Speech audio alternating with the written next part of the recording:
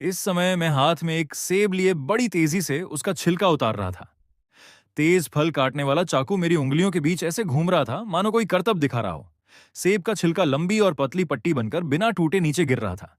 दादी जी पास बैठी यह नजारा देखकर हैरान रह गईं। वाह, तुम्हारी चाकू चलाने की कला तो कमाल है। सेब का छिलका एक बार भी नहीं टूटा। मैं हल्का सा मुस्कुराया। पहले मैं अपनी दादी के लिए अक्सर सेब छीलता था। तभी से यह हुनर आ गया। मैंने सेब को घुमाते हुए आगे कहा, मेरी दादी कहा करती थी कि अगर सेब का छिलका बिना टूटे उतर जाए तो बीमार इंसान जल्दी ठीक हो जाता है। दादी जी हंस पड़ी। तो क्या इसका मतलब है कि मेरी ये बूढ़ी हड्डियां भी जल्दी ठीक हो जाएंगी? मैंने तुरंत सिर उठाकर उनकी आंखों में देखा। बिल्कुल, आप इतनी अच्छी इंसान हैं, आप जरूर जल्दी स्वस्थ हो जाएंगी। हालांकि दादी जी जानती थीं कि उनकी बीमारी लाइलाज है, लेकिन मेरी बातों ने उनका दिल खुश कर दिया। उसी वक्त सेब का आखिरी लंबा छिलका भी सीधे कूड़ेदान में जा गिरा। मैंने बड़ी सफाई से सेब को पतले पतले टुकड़ों में काटा और उन्हें एक सफेद प्लेट में करीने से सजा दिया। उसी समय कमरे के दरवाजे पर खड़ी लेंग छिंगचियों चुपचाप यह सब देख रही थी। उसने धीरे से कहा, दादी मैं आपसे मिलने आई हूं। लेकिन जैसे ही दादी जी ने अपनी पोती को देखा, उनके चेहरे की मुस्कान गायब हो गई। अब आने की याद आई? ठंडी आवाज में उन्होंने सवाल दाग दिया। ज्याओगे ने आज तुम्हें फोन किया था, लेकिन तुमने उससे बात तक नहीं की। यह सुनकर लेंग छिंगच्यू वहीं जड़ हो गई। उसके चेहरे से साफ लग रहा था कि वह सोच रही है, इसने मुझे कब फोन किया? असल में मेरे पास तो उसका फोन नंबर तक नहीं था। लेकिन दादी जी यहीं नहीं रुकी। संदेश भेजा, उसका जवाब भी नहीं दिया। बेचारा तुमसे संपर्क नहीं कर पाया, इसलिए अकेला ही अस्पताल चला आया। अब लेंग छिंगच्यू पूरी तरह स्तब्ध थी। हमारी चैट तो अभी भी तुम मुझसे माफी मांगो वाली बात पर रुकी हुई थी। मैंने कोई नया संदेश भेजा ही नहीं था। फिर अचानक उसे सब समझ में आ गया। उसने हैरानी से मेरी ओर देखा। मैं उस समय बड़ी तल्लीनता से प्लेट में रखे सेब के टुकड़े सजा रहा था, लेकिन मेरे होंठों पर शरारती मुस्कान साफ दिखाई दे रही थी। ठीक उसी पल मैंने सिर उठाया, हमारी नजरें टकराईं, और फिर मैंने उसे देखकर जानबूझकर एक भौं उठा दी। बस उसी क्षण उसे समझ आ गया कि मैं दादी जी के सामने उसकी शिकायत लगाकर खुद मासूम बनने का नाटक कर रहा हूं। वह तुरंत आगे बढ़ी। दादी, मुझे तो कोई। लेकिन उसके बोलने से पहले ही मैंने बात काट दी। दादी कोई बात नहीं, छिंगचिू काम में बहुत व्यस्त रहती है, उसने जानबूझकर ऐसा नहीं किया होगा। मेरी ये बात सुनकर दादी जी और भड़क गईं। उन्होंने अपनी पोती को घूरते हुए कहा, जरा जाओगे को देखो, कितना समझदार और ख्याल रखने वाला है। और तुम्हारे अंदर गर्लफ्रेंड जैसी जिम्मेदारी का नामो निशान तक नहीं है। बिना कुछ किए ही लेंग छिंगचिू के सिर पर एक बड़ा इल्जाम आ गिरा। वह झुंझलाकर बोली, दादी मैंने सच में। दादी, पहले ये सेब चखिए, मीठा है या नहीं। मैंने फिर उसकी बात बीच में ही काट दी। मैंने टूथपिक से एक चमकता हुआ सेब का टुकड़ा उठाया और दादी जी के मुंह की तरफ बढ़ा दिया। दादी जी तुरंत मुस्कुरा उठी। उन्होंने एक कौर लिया और खुश होकर बोली, बहुत मीठा है। वहीं दूसरी ओर लेंग छिंगछिू खुद को कमरे का बाहरी व्यक्ति महसूस कर रही थी। उसे अपनी सारी सफाई अंदर ही अंदर निगलनी पड़ रही थी। मैंने हल्के से उसकी ओर देखा। मेरी आंखों में खुली चुनौती और जीत की चमक थी। वह मन ही मन ठंडी हंसी हंसी, शायद सोच रही थी, वाह, इस आदमी की एक्टिंग तो सचमुच कमाल की है। कुछ देर बाद दादी जी सेब खाकर आराम से तकिए से टिक गईं। उन्होंने हमें देखा, जो पूरे समय चुपचाप खड़े थे। अचानक उनके मन में एक नया ख्याल आया। उन्होंने उत्साह से हमें बुलाया, ज्याओगे, छिंगच्यू, तुम दोनों इधर आओ। हम दोनों हैरान होकर बिस्तर के पास पहुंचे, लेकिन अगले ही पल जो हुआ उसने हम दोनों को चौंका दिया। दादी जी ने पहले लेंग छिंगच्यू का हाथ पकड़ लिया, फिर मेरा हाथ खींचकर उसके ऊपर रख दिया, और अगले ही पल उन्होंने हमारे दोनों हाथों को मजबूती से एक दूसरे के ऊपर दबाकर पकड़ लिया। उस पल मैं वहीं का वहीं जम गया, और लेंग छिंगच्यू भी हैरानी से सांस रोककर खड़ी रह गई। लेकिन दादी जी की आंखों में केवल स्नेह था। उनकी नरम और गर्म हथेलियां हमारे हाथों को मजबूती से पकड़े हुए थीं, जबकि मेरे दिमाग में सिर्फ एक ही विचार घूम रहा था, गया काम से, अब तो मेरा हाथ भी अपवित्र हो गया। उधर लेंग छिंगच्यू ने भी सिर झुका लिया। शायद यह उसकी जिंदगी का पहला मौका था जब उसने किसी लड़के का हाथ पकड़ा था। मेरी हथेली की गर्माहट और मजबूती उसे बेहद अजीब लग रही थी। वह अंदर ही अंदर असहज हो उठी। उसे समझ नहीं आ रहा था कि दादी को इसी समय ऐसा भावुक नाटक करने की क्या जरूरत थी, लेकिन हालात को देखते हुए वह चाहकर भी हाथ नहीं छोड़ा सकती थी। कुछ देर बाद दादी जी ने भौहें चढ़ाईं। तुम दोनों लकड़ी के खंभों की तरह चुप क्यों खड़े हो? उनकी आवाज सुनते ही हम दोनों जैसे नींद से जागे। मैं तुरंत सिर हिलाकर बोला, जी, जी दादी। लेंग छिंगचिू ने भी जल्दबाजी में हामी भर दी। तब जाकर दादी जी संतुष्ट हुईं और आखिरकार हमारे हाथ छोड़ दिए। बहुत देर हो गई है, अब तुम दोनों घर जाकर आराम करो। ये कहकर दादी जी ने जम्हाई ली और सीधे आदेश सुना दिया। मेरे लिए तो यह मानो माफी का फरमान था। मैंने जल्दी से विदा ली और फौरन अपना हाथ जेब में घुसा लिया। लैंग छिंगच्यू ने भी जल्दबाजी में अलविदा कहा। फिर हम दोनों एक के बाद एक कमरे से बाहर निकल गए। लेकिन बाहर आते ही मैं बार बार अपनी उंगलियां वेट वाइप से ऐसे पहुंचने लगा जैसे उन पर कोई खतरनाक वायरस लग गया हो। ये देखकर लेंग छिंगच्यू की नजर सीधे मेरे हाथों पर टिक गई। उसके चेहरे से साफ लग रहा था कि वह सोच रही है, यह आदमी मेरे सामने ही हाथों को सैनिटाइज कर रहा है, सिर्फ इसलिए कि अभी मेरा हाथ छू गया था। पिछले 2 दिनों में जितनी बार उसका मूड खराब हुआ था, शायद उसे लग रहा था कि उसकी सारी वजह मैं ही हूं। वह ठंडे स्वर में बोली, अगर ज्यादा वेट वाइप्स हों तो मुझे भी दे दो, मुझे भी हाथ साफ करने हैं। मैंने सिर उठाया और शरारती मुस्कान के साथ कहा, हैं तो सही, लेकिन मैं तुम्हें देना नहीं चाहता। लेंग छिंगच्यू तुरंत चुप हो गई। उसके चेहरे पर ऐसा भाव था मानो सोच रही हो। मुझसे गलती हो गई जो मैंने इससे पूछा। उसी समय लिफ्ट का दरवाजा खुला। मैं तेजी से बाहर निकला, लेकिन जल्दबाजी में मोड़ लेते ही सीधे किसी से टकरा गया। हम दोनों एक कदम पीछे लड़खड़ा गए। मैंने तुरंत माफी मांगी। सामने खड़ा युवक हल्का सा डगमगाया। उसके साथ खड़े मध्यम आयु के व्यक्ति ने तुरंत उसे संभाल लिया। शय से, तुम ठीक हो? युवक ने सिर हिलाकर पिता को आश्वस्त किया। फिर मेरी ओर देखकर विनम्रता से पूछा, आप ठीक हैं ना? मैंने हाथ हिलाकर कहा कि सब ठीक है। तभी मैंने पहली बार उसका चेहरा साफ देखा। नाजुक और सुंदर नैन नक्श, गोरा और साफ रंग, हल्की नीली शर्ट और बेहद शांत, सौम्य और आकर्षक व्यक्तित्व। वह मुस्कुराकर सिर झुकाया और अपने पिता के साथ लिफ्ट में चला गया, लेकिन मैं वहीं जड़ हो गया।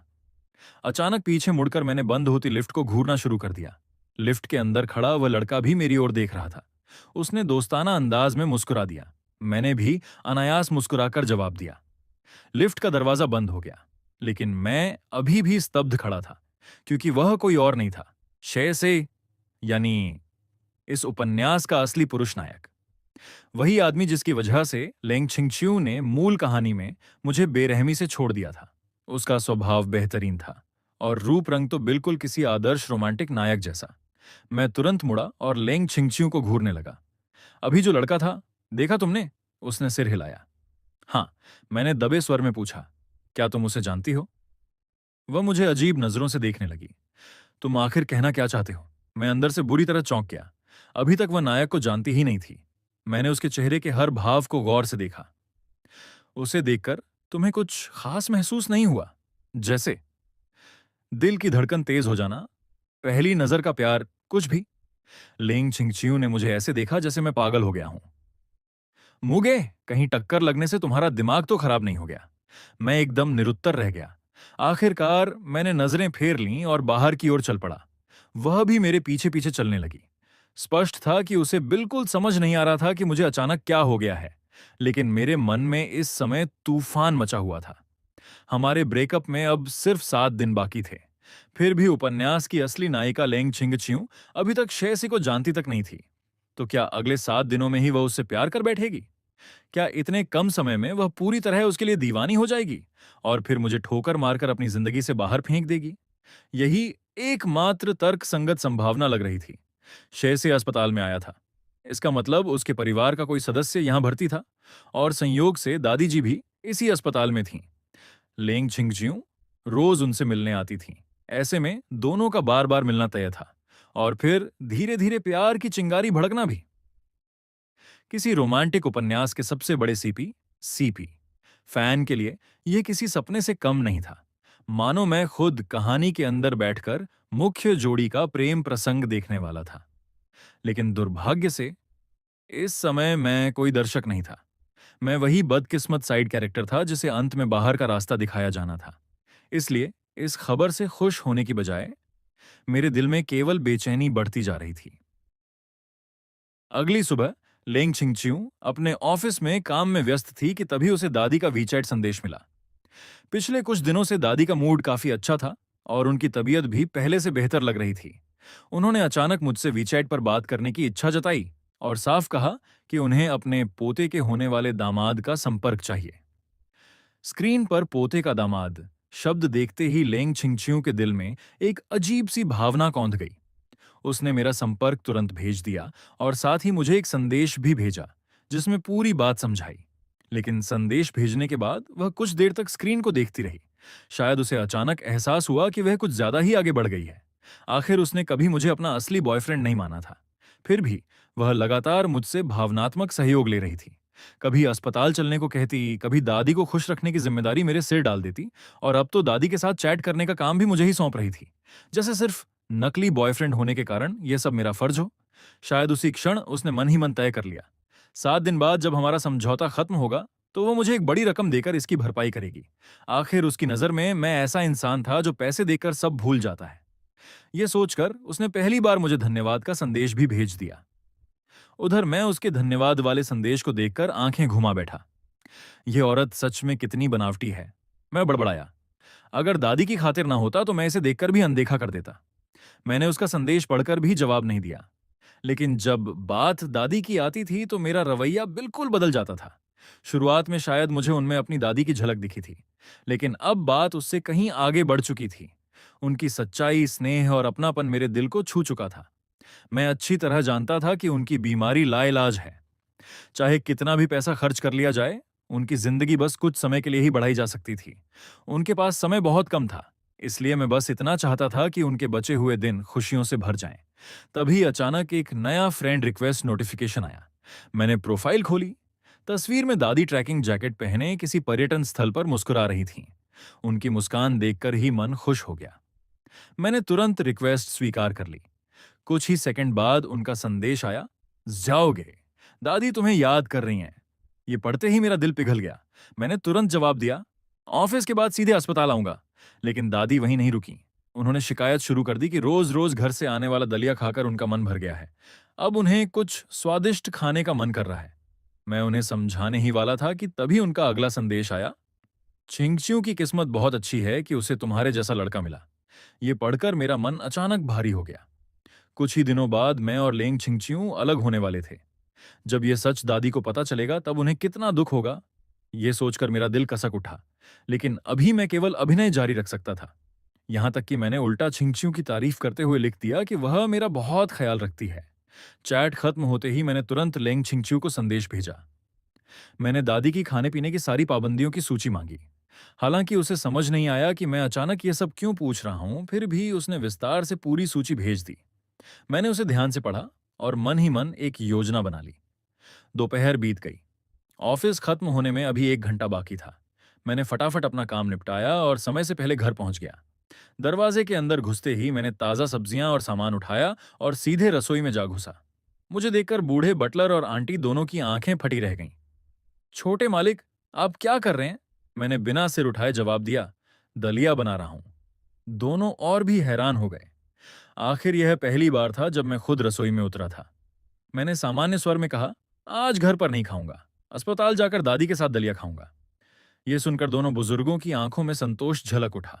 शायद उन्हें लगा कि उनका मालिक वास्तव में बहुत दयालु इंसान है। बटलर ने प्यार से कहा, छोटे मालिक, संभल कर, कहीं हाथ न जल जाए। लेकिन मेरे हाथ इतने अभ्यास से चल रहे थे कि मानो बरसों से यही काम कर रहा हूं। मैंने सिर्फ मुस्कुराकर कहा, चिंता मत कीजिए। शाम 5:30 बजे मैं थर्मस लेकर समय पर अस्पताल पहुंच गया। जैसे ही मैंने कमरे का दरवाजा खोला, दादी टीवी देख रही थीं। मुझे देखते ही उनका चेहरा खिल उठा। जाओगे, आज इतनी जल्दी? मैं मुस्कुराते हुए उनके पास गया और थर्मस मेज पर रख दिया। आपके लिए कुछ स्वादिष्ट लेकर आया हूं। जैसे ही ढक्कन खुला, कमरे में गाढ़ी मांस की खुशबू फैल गई। दादी ने गहरी सांस ली। उनकी आंखें चमक उठीं। वाह, ये क्या है? मैंने कटोरे में गर्मा गर्म शकरकंद और दुबले मांस वाला दलिया निकाला। फिर उनके सामने छोटी मेज लगाकर कटोरा रख दिया।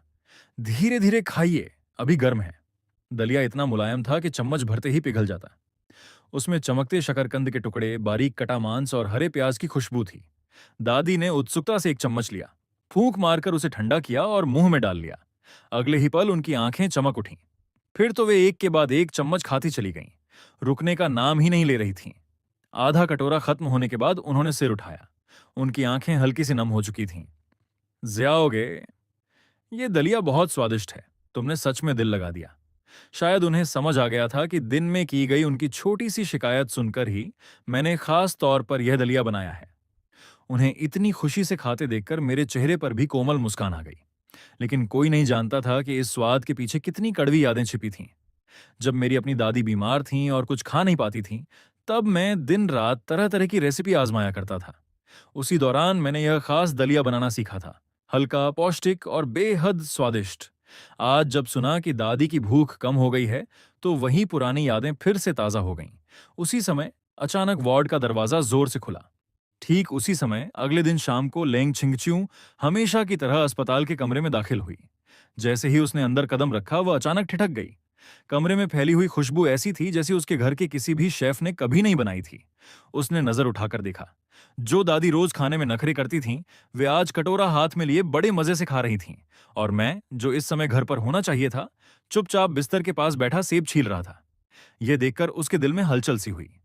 आज उसने मुझे बुलाया भी नहीं था, फिर भी मैं खुद अपनी मर्जी से दादी से मिलने चला आया था। वह दादी की ओर मुड़ी।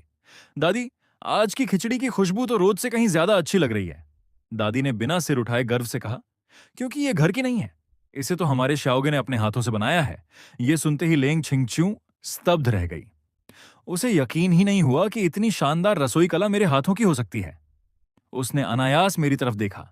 उसी समय मेरी भी नजर उससे मिली, लेकिन मैंने बिना कोई प्रतिक्रिया दिए शांत भाव से नजर फेर ली और फिर से सेब छीलने लगा। सेब का छिलका अब भी लगातार निकल रहा था, एक बार भी टूटा नहीं। लैंग छिंगच्यू के चेहरे पर जटिल भाव उभर आए। तभी उसे एहसास हुआ कि दिन में मैंने दादी की खाने पीने की सारी पसंद नापसंद क्यों पूछी थी। असल में मैं उसी समय इस खिचड़ी की तैयारी कर रहा था। दादी ने 2 पूरे कटोरे खत्म कर दिए, फिर संतुष्टि से कटोरा नीचे रखा और पेट भरने की एक लंबी सांस ली। बस, अब और नहीं खा सकती। ये खिचड़ी तो कमाल की है। मैं मुस्कुराया। दादी को पसंद आई, बस यही काफी है। मैं खुद भी भूखा ही आया था, इसलिए थोड़ी सी खिचड़ी मैंने भी खाई थी। फिर भी थर्मस में थोड़ा हिस्सा बच गया था।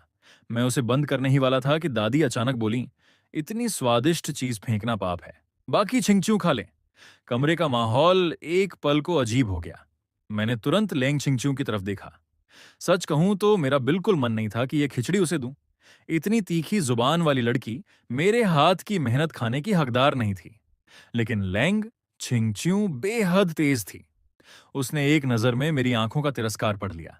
शायद पहले उसका खाने का कोई इरादा नहीं था, लेकिन मेरा यह भाव देखकर उसके अंदर भी जिद जाग गई। मानो सोच रही हो, इतना नहीं देना चाहते तो आज मैं पूरा खत्म करके ही रहूंगी। वह आगे बढ़ी और बोली, ठीक है, मैं खा लेती हूं। मैं हैरान रह गया। इस औरत की बेशर्मी की भी कोई हद है। मैं कुछ कहता, उससे पहले ही दादी ने फैसला सुना दिया। एक बूंद भी बर्बाद नहीं होनी चाहिए। दादी की खातिर मैं चुप रहा और थर्मस उसकी ओर बढ़ा दिया। खुद ही खत्म करना। लिंग छिंगच्यू ने बिना झिझक कटोरा भरा, लेकिन जैसे ही उसने पहला चम्मच छका, उसका हाथ रुक गया। उसे भी महसूस हो गया था। याम की नरमी, मांस की खुशबू और बिल्कुल सही पकाव। स्वाद सचमुच कमाल का था। कुछ ही मिनटों में उसने पूरा थर्मस खाली कर दिया। फिर वह खाली डिब्बा लेकर बगल के वॉशरूम में चली गई। मैंने आधे खुले दरवाजे से देखा, वह उस थर्मस को अंदर बाहर पूरी तरह धो रही थी। इतना ही नहीं, उसने उसे टिश्यू से पोंछकर सुखाया भी। मैं मन ही मन बोला, चलो, कम से कम समझदार तो निकली, वरना मुफ्त में खाकर चली जाती तो यह हिसाब मैं जरूर याद रखता। धीरे धीरे रात गहरा गई। हम दोनों ने दादी के साथ थोड़ी देर बातें की और फिर विदा लेने लगे। कमरे से बाहर निकलते ही अस्पताल का गलियारा शांत था। मैं आगे आगे चल रहा था। मेरा बिल्कुल मन नहीं था कि पीछे चल रही उस औरत से कोई बात करूं, लेकिन जैसे ही मैं लिफ्ट के पास पहुंचा, पीछे से एक शांत आवाज सुनाई दी, मुगे। मैं रुक गया और पीछे मुड़ा। लेंग छिंगच्यू कुछ कदम दूर खड़ी थी। उसकी गहरी आंखें सीधे मेरी तरफ देख रही थीं। फिर उसने 2 शब्द कहे, धन्यवाद। मैं सचमुच चौंक गया, लेकिन जल्दी ही संभल गया। मैंने सीधे उसकी आंखों में देखते हुए कहा, मुझे धन्यवाद देने की जरूरत नहीं है। मैं दादी के लिए जो कुछ कर रहा हूं, सिर्फ इसीलिए क्योंकि मैं उन्हें पसंद करता हूं। इसका तुमसे कोई संबंध नहीं है। लेकिन आश्चर्य की बात यह थी कि वह नाराज नहीं हुई। उसने गंभीरता से कहा, मुझे पता है, लेकिन मैं दादी के परिवार की सदस्य हूं, इसलिए यह धन्यवाद मुझे कहना ही था। गलियारे की रोशनी में पहली बार मैंने उस घमंडी लड़की को सिर झुकाते देखा। आखिरकार मैंने उसकी माफी और धन्यवाद स्वीकार कर लिया। फिर उसने धीरे से कहा, और उस दिन मैंने जो मजाक किया था वह नहीं करना चाहिए था। मुझे माफ कर दो। इस बार मैं सचमुच हैरान रह गया। मैं हंस पड़ा। वाह, बड़ी मेम साहब भी माफी मांगना जानती हैं। लेकिन चाहे मैं कितना भी ताना मारूं, उसने कुछ नहीं कहा। जब मैंने देखा कि उसने सच में अपना अहंकार छोड़ दिया है, तो मेरे दिल की आखिरी नाराजगी भी खत्म हो गई। मैंने हाथ हिलाया। ठीक है, बात खत्म। लेंग छिंगच्यू के होंठों पर हल्की मुस्कान उभरी। तो फिर धन्यवाद, मुंह बड़े साहब। आप वाकई बहुत उदार निकले। मैंने तुरंत हाथ हिलाकर कहा, समझ गया, बस अब रहने भी दो। ये सुनते ही हम दोनों अनायास मुस्कुरा पड़े। शायद पहली बार हमारे बीच का माहौल इतना सहज हुआ था। फिर हम एक के पीछे एक लिफ्ट में दाखिल हुए और पूरे रास्ते पार्किंग तक बिना कुछ बोले चलते रहे। आधे रास्ते पहुंचे ही थे कि अचानक लेंग छिंगच्यू ने मुझे फिर से आवाज दी, मुगे। मैं रुक गया और मुड़कर उसकी तरफ देखने लगा। उसने सीधे मुद्दे पर आते हुए कहा, तुम्हारे परिवार पर जिन परिवार का जो 5 करोड़ युआन का बकाया है, मैं उसकी मदद कर सकती हूं। मैंने तुरंत कदम रोक लिए, दोनों हाथ सीने पर बांधे और हल्की मुस्कान के साथ पूछा, और मैडम, उसे कैसे सुलझाने वाली हैं? लिंग छिंगच्यू ने बिना किसी झिझक के मेरी आंखों में देखते हुए कहा, वो पैसे मैं दे दूंगी और तुम्हें लौटाने की भी जरूरत नहीं होगी। उसकी बात सुनकर मैं सचमुच हैरान रह गया। पूरे 5 करोड़ युआन! लेकिन उसके चेहरे पर कोई विशेष भाव नहीं था। उसने शांत स्वर में कहा, दादी तो तुम्हें 100 मिलियन से भी ज्यादा कीमत वाला पारिवारिक जेड ब्रेसलेट दे चुकी है। उसके सामने ये 5 करोड़ कुछ भी नहीं है। मैं हंस पड़ा। लगता है दादी और पोती दोनों एक ही मिट्टी की बनी हैं। फिर मैंने सिर हिलाया। लेकिन अब मुझे मदद की जरूरत नहीं है। 5 करोड़ की समस्या लगभग सुलझ चुकी है। अब चौंकने की बारी लेंग छिंगच्यू की थी। उसके चेहरे पर साफ लिखा था कि उसे यकीन नहीं हो रहा। इतनी बड़ी रकम का इंतजाम मैंने इतनी जल्दी कैसे कर लिया? मैंने बस उसे हल्का सा सिर हिलाकर इशारा किया और अपनी कार की तरफ बढ़ गया।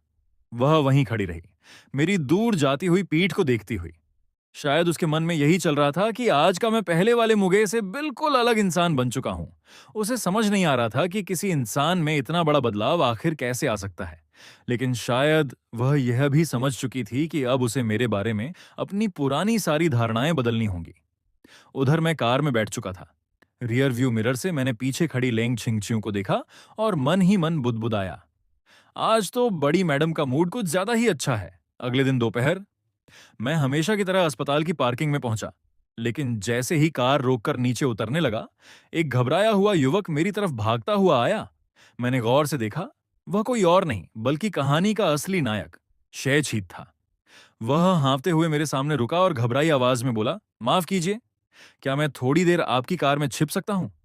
स्थिति इतनी अचानक थी कि मैंने कुछ पूछा भी नहीं। सीधे कार का पिछला दरवाजा खोल दिया।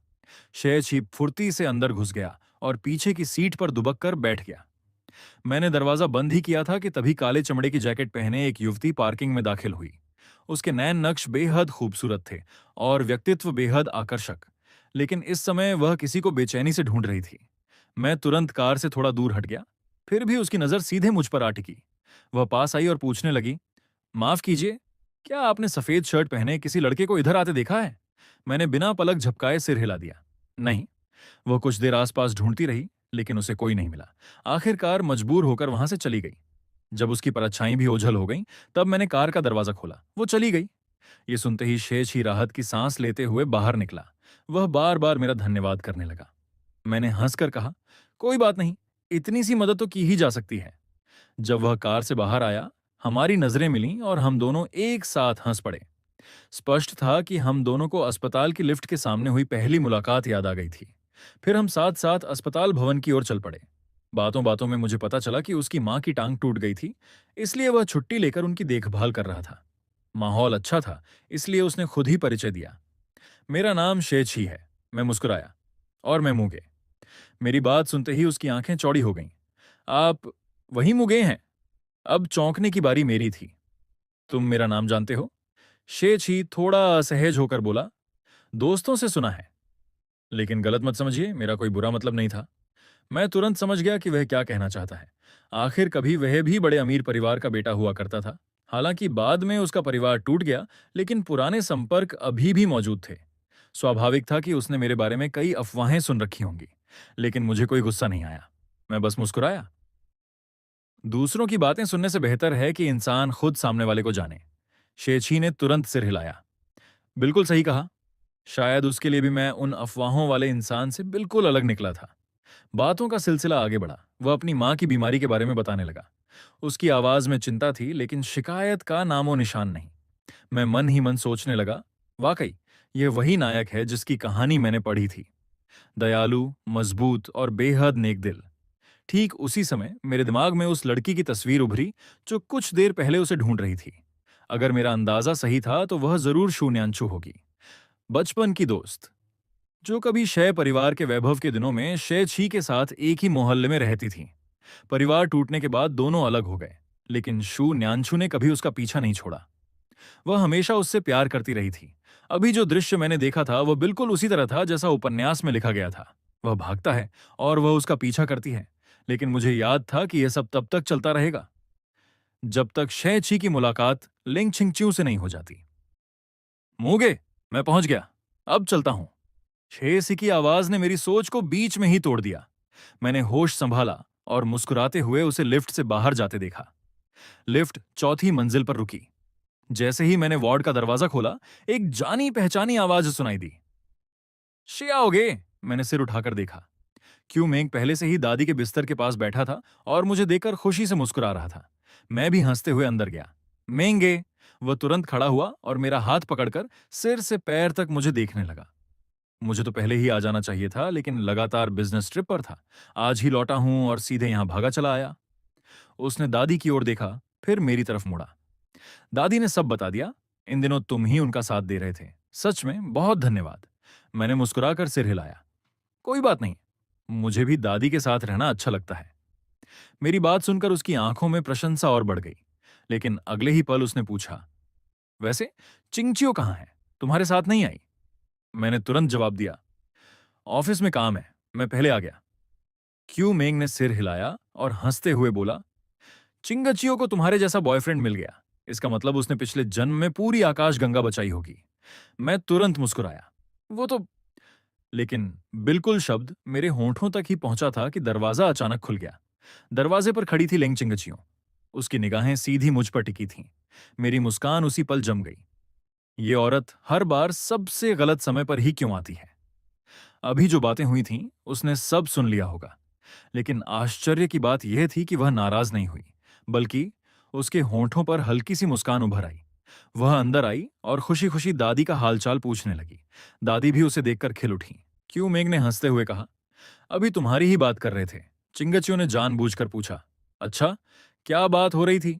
क्यू मेंग ने बिना कुछ छिपाए सारी बात दोहरा दी।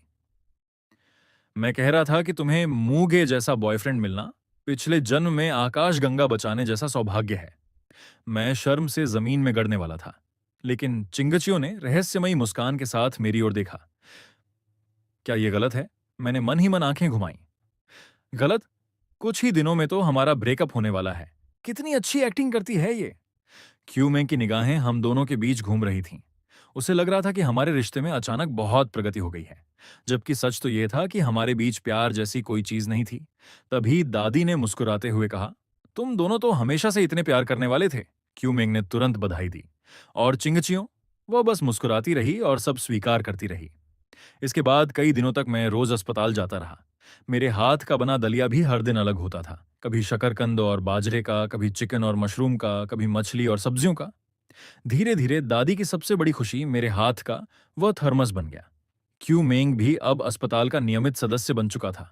वह रोज समय पर आता और दलिया पीते हुए कहता, मैं तो कभी दलिया पसंद नहीं करता था, लेकिन अब इसकी लत लग गई है। मैं हंसकर कहता, तो और पी लो। लेकिन उसकी भूख कम थी। एक कटोरे से ज्यादा नहीं खा पाता था। बाकी बचा हुआ हिस्सा हमेशा की तरह चिंगचियों खत्म करती। और सबसे हैरान करने वाली बात, खाने के बाद वह खुद थर्मस धोकर भी लाती। एक दिन क्यू मेंग ने मेरे कान में फुसफुसाकर कहा, मेरी यह कजिन बचपन से कभी रसोई के काम के पास भी नहीं गई और अब खुद बर्तन धो रही है। मैंने शांत भाव से जवाब दिया, ज्यादा धोएगी तो आदत पड़ जाएगी। क्यू मेंग हंसते हंसते दोहरा हो गया, बिल्कुल, इसे और काम करवाओ। धीरे धीरे अस्पताल का माहौल बदल गया। जहां पहले चिंगचियों और क्यूमें के साथ कमरा हमेशा शांत और उदास रहता था, वहीं अब हंसी और गर्मजोशी से भरा रहने लगा था। दादी अक्सर मुस्कुराते मुस्कुराते आंखें बंद कर लेती थीं। उन्हें यह नया माहौल बहुत पसंद था। फिर एक नई सुबह आई। मैं नींद से जागा। सबसे पहले मोबाइल उठाया और वीचैट खोला, लेकिन इनबॉक्स पूरी तरह खाली था। लेइंग चिंगचियो का एक भी संदेश नहीं। मैंने निराश होकर फोन नीचे रख दिया, लेकिन मेरे मन में लगातार एक ही बात घूम रही थी, क्योंकि आज वही दिन था जिस दिन उपन्यास की कहानी के अनुसार मेरा और लेंग चिंगचियो का ब्रेकअप होना तय था। अब तक ब्रेकअप का मैसेज क्यों नहीं आया? मैं तो इस दिन का इतनी बेसब्री से इंतजार कर रहा था कि आंखें तक थक गई थीं। फिर मैंने सोचा, सुबह सुबह ब्रेकअप करना भी कुछ खास शालीन नहीं लगेगा। इसलिए अपने उत्साह को दबाकर मैंने तय किया कि दिन चढ़ने तक इंतजार करता हूं और फिर तमाशा देखूंगा। इसके बाद मैं हल्की फुल्की धुन गुनगुनाते हुए सीधे कंपनी की ओर निकल पड़ा। जैसे ही मैं कंपनी की लॉबी में दाखिल हुआ, रिसेप्शन पर मौजूद युवक मुस्कुराते हुए तुरंत मेरे पास आया। Good morning, vice president sir. मैंने मुस्कुराकर सिर हिलाया। मुझे याद आया कि जब से मैंने इस उपाध्यक्ष के पद पर रहते हुए रोज ऑफिस आना शुरू किया था, पूरी कंपनी का माहौल ही बदल गया था। मैंने न सिर्फ कई वरिष्ठ अधिकारियों से बेहतर प्रदर्शन किया, बल्कि कर्मचारियों के लिए कई नई सुविधाएं भी शुरू करवाईं। ऊपर से मैं अक्सर अपनी जेब से पूरे स्टाफ के लिए शाम की चाय और स्नैक्स का इंतजाम कर देता था। इसलिए अगर कोई मेरी पीठ पीछे मेरी बुराई करने की हिम्मत करता, तो वह मानो पूरी कंपनी का दुश्मन बन जाता। रिसेप्शनिस्ट ने मेरे चेहरे की खुशी देखकर हिम्मत जुटाई और पूछा, सर, आज आपका मूड बहुत अच्छा लग रहा है। कोई खुशखबरी है क्या? मैंने भौहें उठाई और रहस्यमय अंदाज में धीरे से कहा, आज पूरे स्टाफ के लिए आफ्टरनून टी मेरी तरफ से। ये सुनते ही उसकी आंखें चमक उठीं और वह खुशी से चिल्ला पड़ा। मैंने बिना पीछे देखे हाथ हिलाया और लिफ्ट में चला गया। जैसे ही लिफ्ट का दरवाजा बंद हुआ, मेरी आंखों में उत्साह की चमक कौंध गई, क्योंकि आज सिर्फ उस लंबे समय से प्रतीक्षित ब्रेकअप का दिन नहीं था, बल्कि 5 करोड़ युआन, 50 मिलियन की भारी भुगतान राशि चुकाने का भी निर्णायक दिन था। मैंने यह पूरी रकम किसी तरह जुटा ली थी। ऑफिस पहुंचते ही मेरा पहला काम यही था कि इस रकम का भुगतान तुरंत करवा दूं। धोखेबाज प्रेमिका से छुटकारा और करोड़ों का भुगतान पूरा। ये तो सचमुच दोहरी खुशी थी। जैसा मैंने सोचा था वैसा ही हुआ। ऑफिस में कदम रखते ही मैंने तुरंत वित्त विभाग को भुगतान प्रक्रिया शुरू करने का आदेश दिया। विशेष स्वीकृति वाले इस भुगतान चैनल की रफ्तार हैरान कर देने वाली थी। सिर्फ आधे घंटे के भीतर पूरे 5 करोड़ युआन ट्रांसफर कर दिए गए। मैं कुर्सी पर पीछे टिक गया और राहत की लंबी सांस ली। जब यह सिरदर्द खत्म हो गया, तो बाकी समस्याएं मेरे लिए कोई मायने नहीं रखती थीं। फिर मैं अपना लैपटॉप उठाकर सीधे मुंह चांगहोंग के ऑफिस की ओर चल पड़ा। आज मुझे अपने पिता से एक बेहद महत्वपूर्ण बात साफ साफ कहनी थी। दरवाजा खोलकर अंदर गया तो मुंह चांगहोंग मेज के पीछे बैठे हुए थे। उन्होंने सिर उठाकर पूछा, कोई जरूरी बात है? मैंने बिना झिझक सिर हिलाया। पापा, मैं सप्लायर जिन साहब को पूरी तरह बदल देना चाहता हूं। मेरी बात सुनते ही उनके चेहरे पर हैरानी छा गई, लेकिन मैंने उन्हें प्रतिक्रिया देने का मौका ही नहीं दिया और सीधे अपने 3 बड़े कारण सामने रख दिए। पहला कारण, जिन साहब का बेटा जिन मूचिंग हमेशा मेरे खिलाफ साजिशें करता रहा है। हमारे संबंध बहुत पहले ही पूरी तरह खराब हो चुके हैं। इतना ही नहीं, जिन साहब ने कंपनी पर बकाया पड़े 5 करोड़ युआन के भुगतान की गोपनीय जानकारी भी जगह जगह फैलाई। इसी वजह से जिन मूचिंग खुलेआम मेरा मजाक उड़ाता रहा और मेरा अपमान करता रहा। ऐसे लोगों के हाथ में कंपनी की सप्लाई चेन सौंपना भविष्य के लिए बहुत बड़ा खतरा होगा। दूसरा कारण, जिन साहब इस बात का फायदा उठाते हैं कि वे हमें लंबी उधारी अवधि देते हैं। इसी भरोसे पर उनके दाम हमेशा बाकी प्रतिस्पर्धियों से कहीं ज्यादा रहे हैं। पहले कंपनी की नकदी की स्थिति खराब थी, इसलिए हमें मजबूरी में यह सब सहना पड़ता था। लेकिन अब हालात पूरी तरह बदल चुके हैं। मैंने पहले ही बड़े पैमाने पर उन सभी जब तक कंपनी की नकदी स्थिति मजबूत रहेगी, मुंह परिवार कभी भी इस तरह की महंगी और अपमानजनक शर्तें स्वीकार नहीं करेगा। और सबसे महत्वपूर्ण बात, बाजार में पहले से ही कई ऐसे सप्लायर मौजूद हैं जो कम कीमत और बेहतर गुणवत्ता के साथ इस खाली जगह को आसानी से भर सकते हैं। अपनी बात खत्म करके मैं चुपचाप पिता के फैसले का इंतजार करने लगा। लेकिन मेरी उम्मीद के विपरीत मुंह चांगाहों के चेहरे पर हैरानी छा गई। क्या जिन मूचिंग सच में तुम्हें इस तरह गालियां देता है? मैंने शांत भाव से सिर हिला दिया। अगर यह सच नहीं होता तो मैं आपके सामने इसका जिक्र भी नहीं करता। अगले ही पल मुचांगहों का चेहरा बर्फ जैसा ठंडा हो गया। बदल दो, अभी के अभी जिन परिवार को हमारी सप्लायर सूची से बाहर कर दो। मैं वहीं स्तब्ध रह गया। मैंने कभी नहीं सोचा था कि पिता व्यावसायिक लाभ हानि का जरा भी हिसाब लगाए बिना सिर्फ ये एक बात सुनकर इतना बड़ा फैसला कर देंगे। मैंने तुरंत उन्हें याद दिलाया, पिताजी, बाकी 2 व्यावसायिक कारण भी तो देख लीजिए। लेकिन मुंह चांगाहों की आंखों में गर्व साफ झलक रहा था। बेटा, मैंने सब सुन लिया है। तुम्हारी व्यावसायिक समझ अब मुझसे भी आगे निकल चुकी है। इन बातों में मुझे कोई चिंता नहीं। जो करना चाहते हो खुलकर करो। इतना कहकर उन्होंने अचानक मेज की दराज खोली और मेरे सामने एक गोपनीय दस्तावेज रख दिया। मैंने उत्सुकता से उसे उठाकर देखा, लेकिन जैसे ही उसकी सामग्री मेरी नजरों के सामने आई, मेरा पूरा शरीर सन्न रह गया। यह एक सर्वोच्च स्तर का पूर्ण अधिकार पत्र था। साफ शब्दों में लिखा था कि कंपनी के सभी मुख्य मामलों का अंतिम निर्णय लेने का अधिकार अब मुझे सौंपा जाता है। चाहे प्रोजेक्ट का फैसला हो या धन का आवंटन, सब कुछ मेरी अनुमति से होगा। सबसे चौंकाने वाली बात यह थी कि दस्तावेज के नीचे सभी शेयरधारकों के हस्ताक्षर और निजी मुहरें लगी हुई थीं। इसका मतलब था कि अब मेरे अधिकार लगभग अध्यक्ष मूचांगहोंग के बराबर हो चुके थे। मेरे हाथ अनायास कांपने लगे। तभी मूचांगहोंग ने गंभीर नजरों से मेरी ओर देखा। बेटा, इस दौरान तुम्हारी क्षमता और साहस मैंने अपनी आंखों से देखा है। खासकर 5 करोड़ युआन वाले मामले में जिस तरह तुमने निर्णायक ढंग से समस्या सुलझाई, उससे मुझे बेहद संतोष मिला। आज से मैं पूरी तरह तुम्हें अधिकार सौंपता हूं। जाओ और अपनी क्षमता के अनुसार कंपनी को नई ऊंचाइयों पर ले जाओ। उनकी ये दिल से निकली बातें सुनकर मेरे भीतर भावनाओं का सैलाब उमड़ पड़ा। भले ही यह इस शरीर के असली मालिक के पिता थे, लेकिन इस सस्ते में मिले पिता का मुझ पर अटूट विश्वास सचमुच मुझे छू गया। पहले मुझे हर काम उनके नाम का सहारा लेकर करना पड़ता था, लेकिन अब यह अधिकार पत्र मेरे हाथ में था। आखिरकार मैं खुद अपने हाथों से पूरी व्यवस्था बदल सकता था। मैंने पिता की आंखों में देखते हुए गंभीरता से कहा, मैं आपको कभी निराश नहीं करूंगा। मुंह चांगाहों के चेहरे पर संतोष और विश्वास की मुस्कान फैल गई। इसके बाद मैं तुरंत काम में जुट गया। एक के बाद एक उच्च स्तरीय बैठकें बुलाई गईं। महत्वपूर्ण दस्तावेजों पर हस्ताक्षर किए गए।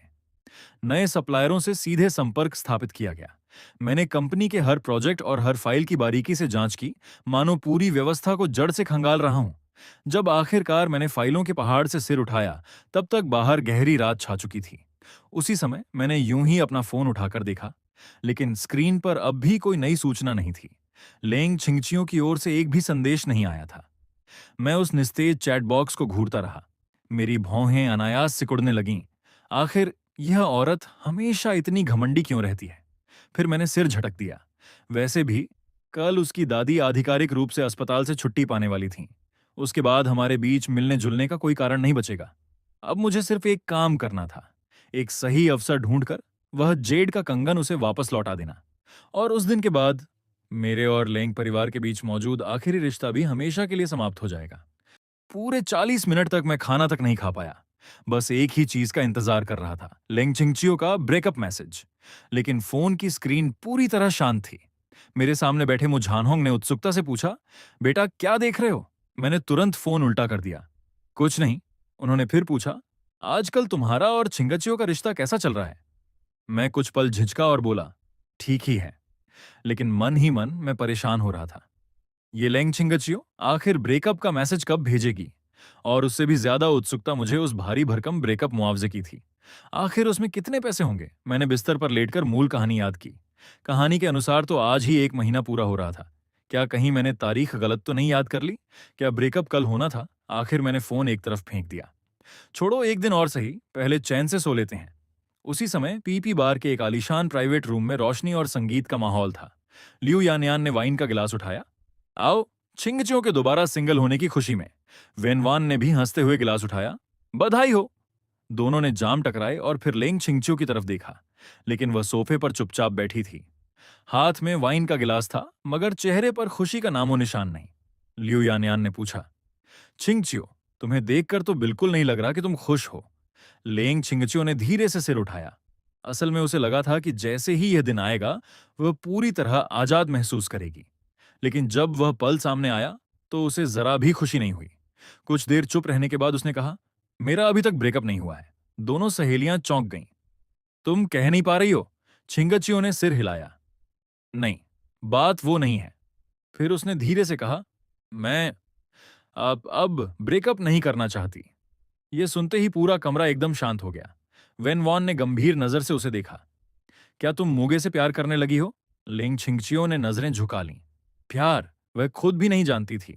उसे सिर्फ इतना पता था कि पिछले कुछ दिनों से रोज अस्पताल में मुगे से मिलना उसे अच्छा लगने लगा था। यहां तक कि वह उससे मिलने का इंतजार भी करने लगी थी। आज वह अस्पताल नहीं आया था और कल दादी भी अस्पताल से डिस्चार्ज होने वाली थी। अगर अब ब्रेकअप हो गया तो दोनों के बीच बचा हुआ आखिरी रिश्ता भी खत्म हो जाएगा, और शायद इसी वजह से वह ब्रेकअप की बात कह ही नहीं पा रही थी। लिू यानयान अचानक उसके करीब आई और मुस्कुराकर बोली, छिंगचियो, तुम्हारा काम तमाम हो गया। तुम पूरी तरह प्यार में डूब चुकी हो। यह सुनकर छिंगचियो और भी बेचैन हो गई। उसने गुस्से में वाइन का गिलास मेज पर रख दिया। आज ब्रेकअप नहीं होगा। लिू यानयान ने ऐसा चेहरा बनाया जैसे उसे पहले से पता हो। फिर छिंगचियो खड़ी हो गई। तुम लोग पियो, मैं चलती हूं। लिू यानयान ने उसे रोकते हुए कहा, प्यार में पड़ जाना कोई बुरी बात नहीं है। छिंगचियो ने ठंडे स्वर में जवाब दिया, मैं प्यार में नहीं पड़ी हूं, बस आज ब्रेकअप नहीं करना चाहती, बाद में कर लूंगी। वेनवान हंसी रोकते हुए बोली, हाँ हाँ बिल्कुल, तुम्हें भविष्य के लिए शुभकामनाएं। दोनों को साफ दिख रहा था कि जो लड़की आज ब्रेकअप नहीं कर पा रही वह आगे भी कभी नहीं कर पाएगी। दूसरी तरफ जिन परिवार के दफ्तर में जिन लियांग अपने खाते में आए पूरे 50 मिलियन युआन देखकर खुशी से फूला नहीं समा रहा था, लेकिन तभी एक दस्तावेज ने उसकी सारी खुशी छीन ली। मू परिवार ने साझेदारी समाप्त करने का अनुबंध भेज दिया था। यानी वे अब जिन परिवार को सप्लायर के रूप में हटाने वाले थे। जिन लियांग गुस्से से तिलमिला उठा और तुरंत मू झानहोंग को फोन मिलाया। फोन उठते ही उसने पूछा, मू साहब, इसका क्या मतलब है? इतने सालों की साझेदारी और आप एक झटके में रिश्ता तोड़ रहे हैं? मू झानहोंग ने शांत स्वर में कहा, ओह, बात उस अनुबंध की है। अब कंपनी का पूरा काम मेरा बेटा मूगे संभाल रहा है। सप्लायर बदलने का फैसला उसी का है। जिन लियांग ठहाका मारकर हंस पड़ा, मूगे? वही निकम्मा लड़का? मू साहब, क्या आप मुझे बच्चा समझते हैं? लेकिन यह सुनते ही मू झानहोंग का स्वर बर्फ जैसा ठंडा हो गया। मेरे बेटे में क्या कमी है? वो 50 मिलियन युआन उसी ने खुद ट्रांसफर किए हैं, और साझेदारी खत्म करने का फैसला भी अंतिम है। जिन लियांग को तभी एहसास हुआ कि उसने ज्यादा बोल दिया है। वह तुरंत नरम पड़ा। मू साहब, कंपनी बेटे को सौंपना आपकी मर्जी है, लेकिन उसे मनमानी करने देना ठीक नहीं। आज के बाजार में मेरे जैसा लंबा क्रेडिट पीरियड कौन देगा? अगर आपकी नकदी व्यवस्था बिगड़ गई तो पूरा मू परिवार मुश्किल में पड़ जाएगा। मू जानहोंग हल्के से हंसे। क्रेडिट पीरियड लंबा जरूर था, लेकिन तुम्हारी कीमतें भी आसमान छू रही थीं। पिछले 2 सालों में मैंने तुम्हें कितना अतिरिक्त पैसा दिया है, यह तुम मुझसे बेहतर जानते हो। अब साझेदारी खत्म हो रही है, सब अपने अपने रास्ते। फोन कटने के बाद दूसरी तरफ सिर्फ बेरहम बीप बीप की आवाज रह गई। जिन लियांग का चेहरा बदरंग हो गया। उसे अब समझ आ चुका था कि मू परिवार का कॉन्ट्रैक्ट खोना कोई साधारण बात नहीं थी। पिछले कई सालों से उनकी कंपनी मू परिवार से खूब पैसा कमा रही थी। वह किसी भी कीमत पर इस सोने की खान को खोना नहीं चाहता था। इसलिए उसने शर्म निगलकर दोबारा मू झानहोंग को फोन लगाया। इस बार उसका रवैया पूरी तरह बदल चुका था। मू साहब, अगर कीमत ज्यादा है तो मैं अभी कम कर देता हूं, हम बैठकर बात कर सकते हैं। कुछ सेकंड की चुप्पी के बाद मू झानहोंग की आवाज आई, जिन साहब, मैंने आपसे झूठ नहीं कहा। मेरे बेटे मूगे ने कंपनी संभालने के बाद सबसे पहला फैसला आपकी कंपनी के साथ साझेदारी खत्म करने का लिया है। क्यों? क्योंकि आपके बेटे जिन मुचेन ने हर जगह यह बात फैलाई कि हमारा मू परिवार 50 मिलियन युआन का कर्ज नहीं चुका सकता। उसने मेरे बेटे को भविष्य का डिफॉल्टर का बेटा तक कहा। यह सुनकर जिन लियांग के पैरों तले जमीन खिसक गई। उसे याद आया कि उसने कभी गुस्से में अपने बेटे से मुंह परिवार की बकाया रकम की बात कही थी, लेकिन उसने सपने में भी नहीं सोचा था कि वह मूर्ख लड़का जाकर सामने वाले को ही अपमानित कर देगा। आखिर मुंह परिवार कोई मामूली ग्राहक नहीं था। वे चाहे कुछ समय के लिए नकदी संकट में रहे हों, लेकिन फिर भी एक झटके में 50 मिलियन युआन चुका सकते थे। अब उसे पूरी तरह समझ आ गया कि यह साझेदारी क्यों टूटी। अगर सिर्फ कीमत का मामला होता तो बातचीत की जा सकती थी, लेकिन मुंह परिवार ने बिना किसी चेतावनी के सीधा रिश्ता खत्म कर दिया था। इसका मतलब था कि वे सचमुच नाराज हो चुके थे, और मू झानहोंग तो अपने बेटे के मामले में बेहद संवेदनशील था। वह यह अपमान कभी बर्दाश्त नहीं करता। दृश्य बदलता है। मैंने आखिरकार बड़ी रकम खर्च करके नीले सफेद डिजाइन वाला एक बेहद कीमती चीनी मिट्टी का उपहार खरीद लिया। उपहार खरीदने के बाद मैं चौथी मंजिल पर नए कपड़े लेने जा रहा था। मेरे दोस्त नान लिचुआन का उत्साह देखते ही बनता था। हाल के दिनों में मेरी फैशन सेंस काफी सुधर गई थी, और वह किसी भी हालत में मुझे फिर पुराने देहाती कपड़ों में नहीं देखना चाहता था। लेकिन जैसे ही हम एक हाई एंड पुरुष परिधान स्टोर में दाखिल हुए, बाहर से 3 लोग अकड़ते हुए अंदर आ गए। उनका नेता कोई और नहीं बल्कि जिन मुछेन था। उसने दुकान में लगे नए कपड़ों पर नजर तक नहीं डाली और सीधे सेल्स स्टाफ से कहा, दुकान खाली करवाओ। सेल्स गर्ल घबरा गई। सर, अंदर एक महत्वपूर्ण ग्राहक कपड़े ट्राई कर रहे हैं। जिन मुच्चेन हंस पड़ा। तुम जानती भी हो कि मैं हर साल यहाँ कितना पैसा खर्च करता हूँ। बेचारी कर्मचारी दोनों तरफ फंस गई थी। एक तरफ जिन मुच्चेन जैसा बड़ा ग्राहक था, दूसरी तरफ मैं था जो इस दुकान का वीआईपी ग्राहक माना जाता था। उसकी परेशानी देखकर जिन मुच्चेन समझ गया कि अंदर कोई बड़ा आदमी है। वह ठंडी हंसी हंसते हुए ट्रायल रूम की तरफ बढ़ा। चलो देखते हैं कौन है। उसी समय ट्रायल रूम का दरवाजा खुला। मैं क्रीम रंग के फिटेड सूट में बाहर निकला। जिन मुच्चेन की नजर मुझ पर पड़ी और उसके चेहरे पर व्यंग्य फैल गया। अरे, मैं सोच रहा था कौन होगा। निकला तो कर्जदार का बेटा। उसकी बात सुनते ही मेरा मूड खराब हो गया। सोफे पर बैठा नान लिचुआन तुरंत खड़ा हो गया, लेकिन मैंने उसका हाथ पकड़कर रोक लिया। मैं नहीं चाहता था कि मेरे कारण नान परिवार और जिन परिवार में दुश्मनी हो, लेकिन इसका मतलब यह नहीं था कि मैं चुप रहूंगा। मैंने उसकी तरफ देखते हुए कहा, हर रोज मुंह से इतनी बदबू निकलती है, कभी अस्पताल जाकर इलाज भी करा लिया करो। जिन मुच्चेन का चेहरा तुरंत काला पड़ गया। वह दांत पीसते हुए बोला, हमारे 50 मिलियन युआन लौटा दिए क्या? घर तो तुम्हारा बर्बाद होने वाला है, फिर भी यहां सूट पहनकर घूम रहे हो। मैंने तिरस्कार भरी हंसी छोड़ी। पैसे लौटे या नहीं, जाकर अपने बाप से पूछ लेना। हो सकता है जल्द ही दिवालिया तुम्हारा परिवार हो। उसी समय उसका फोन बज उठा। स्क्रीन पर उसके पिता जिन लियांग का नाम चमक रहा था। जिन मुच्चेन ने जानबूझकर फोन मेरी तरफ दिखाया और घमंड से कॉल उठा ली।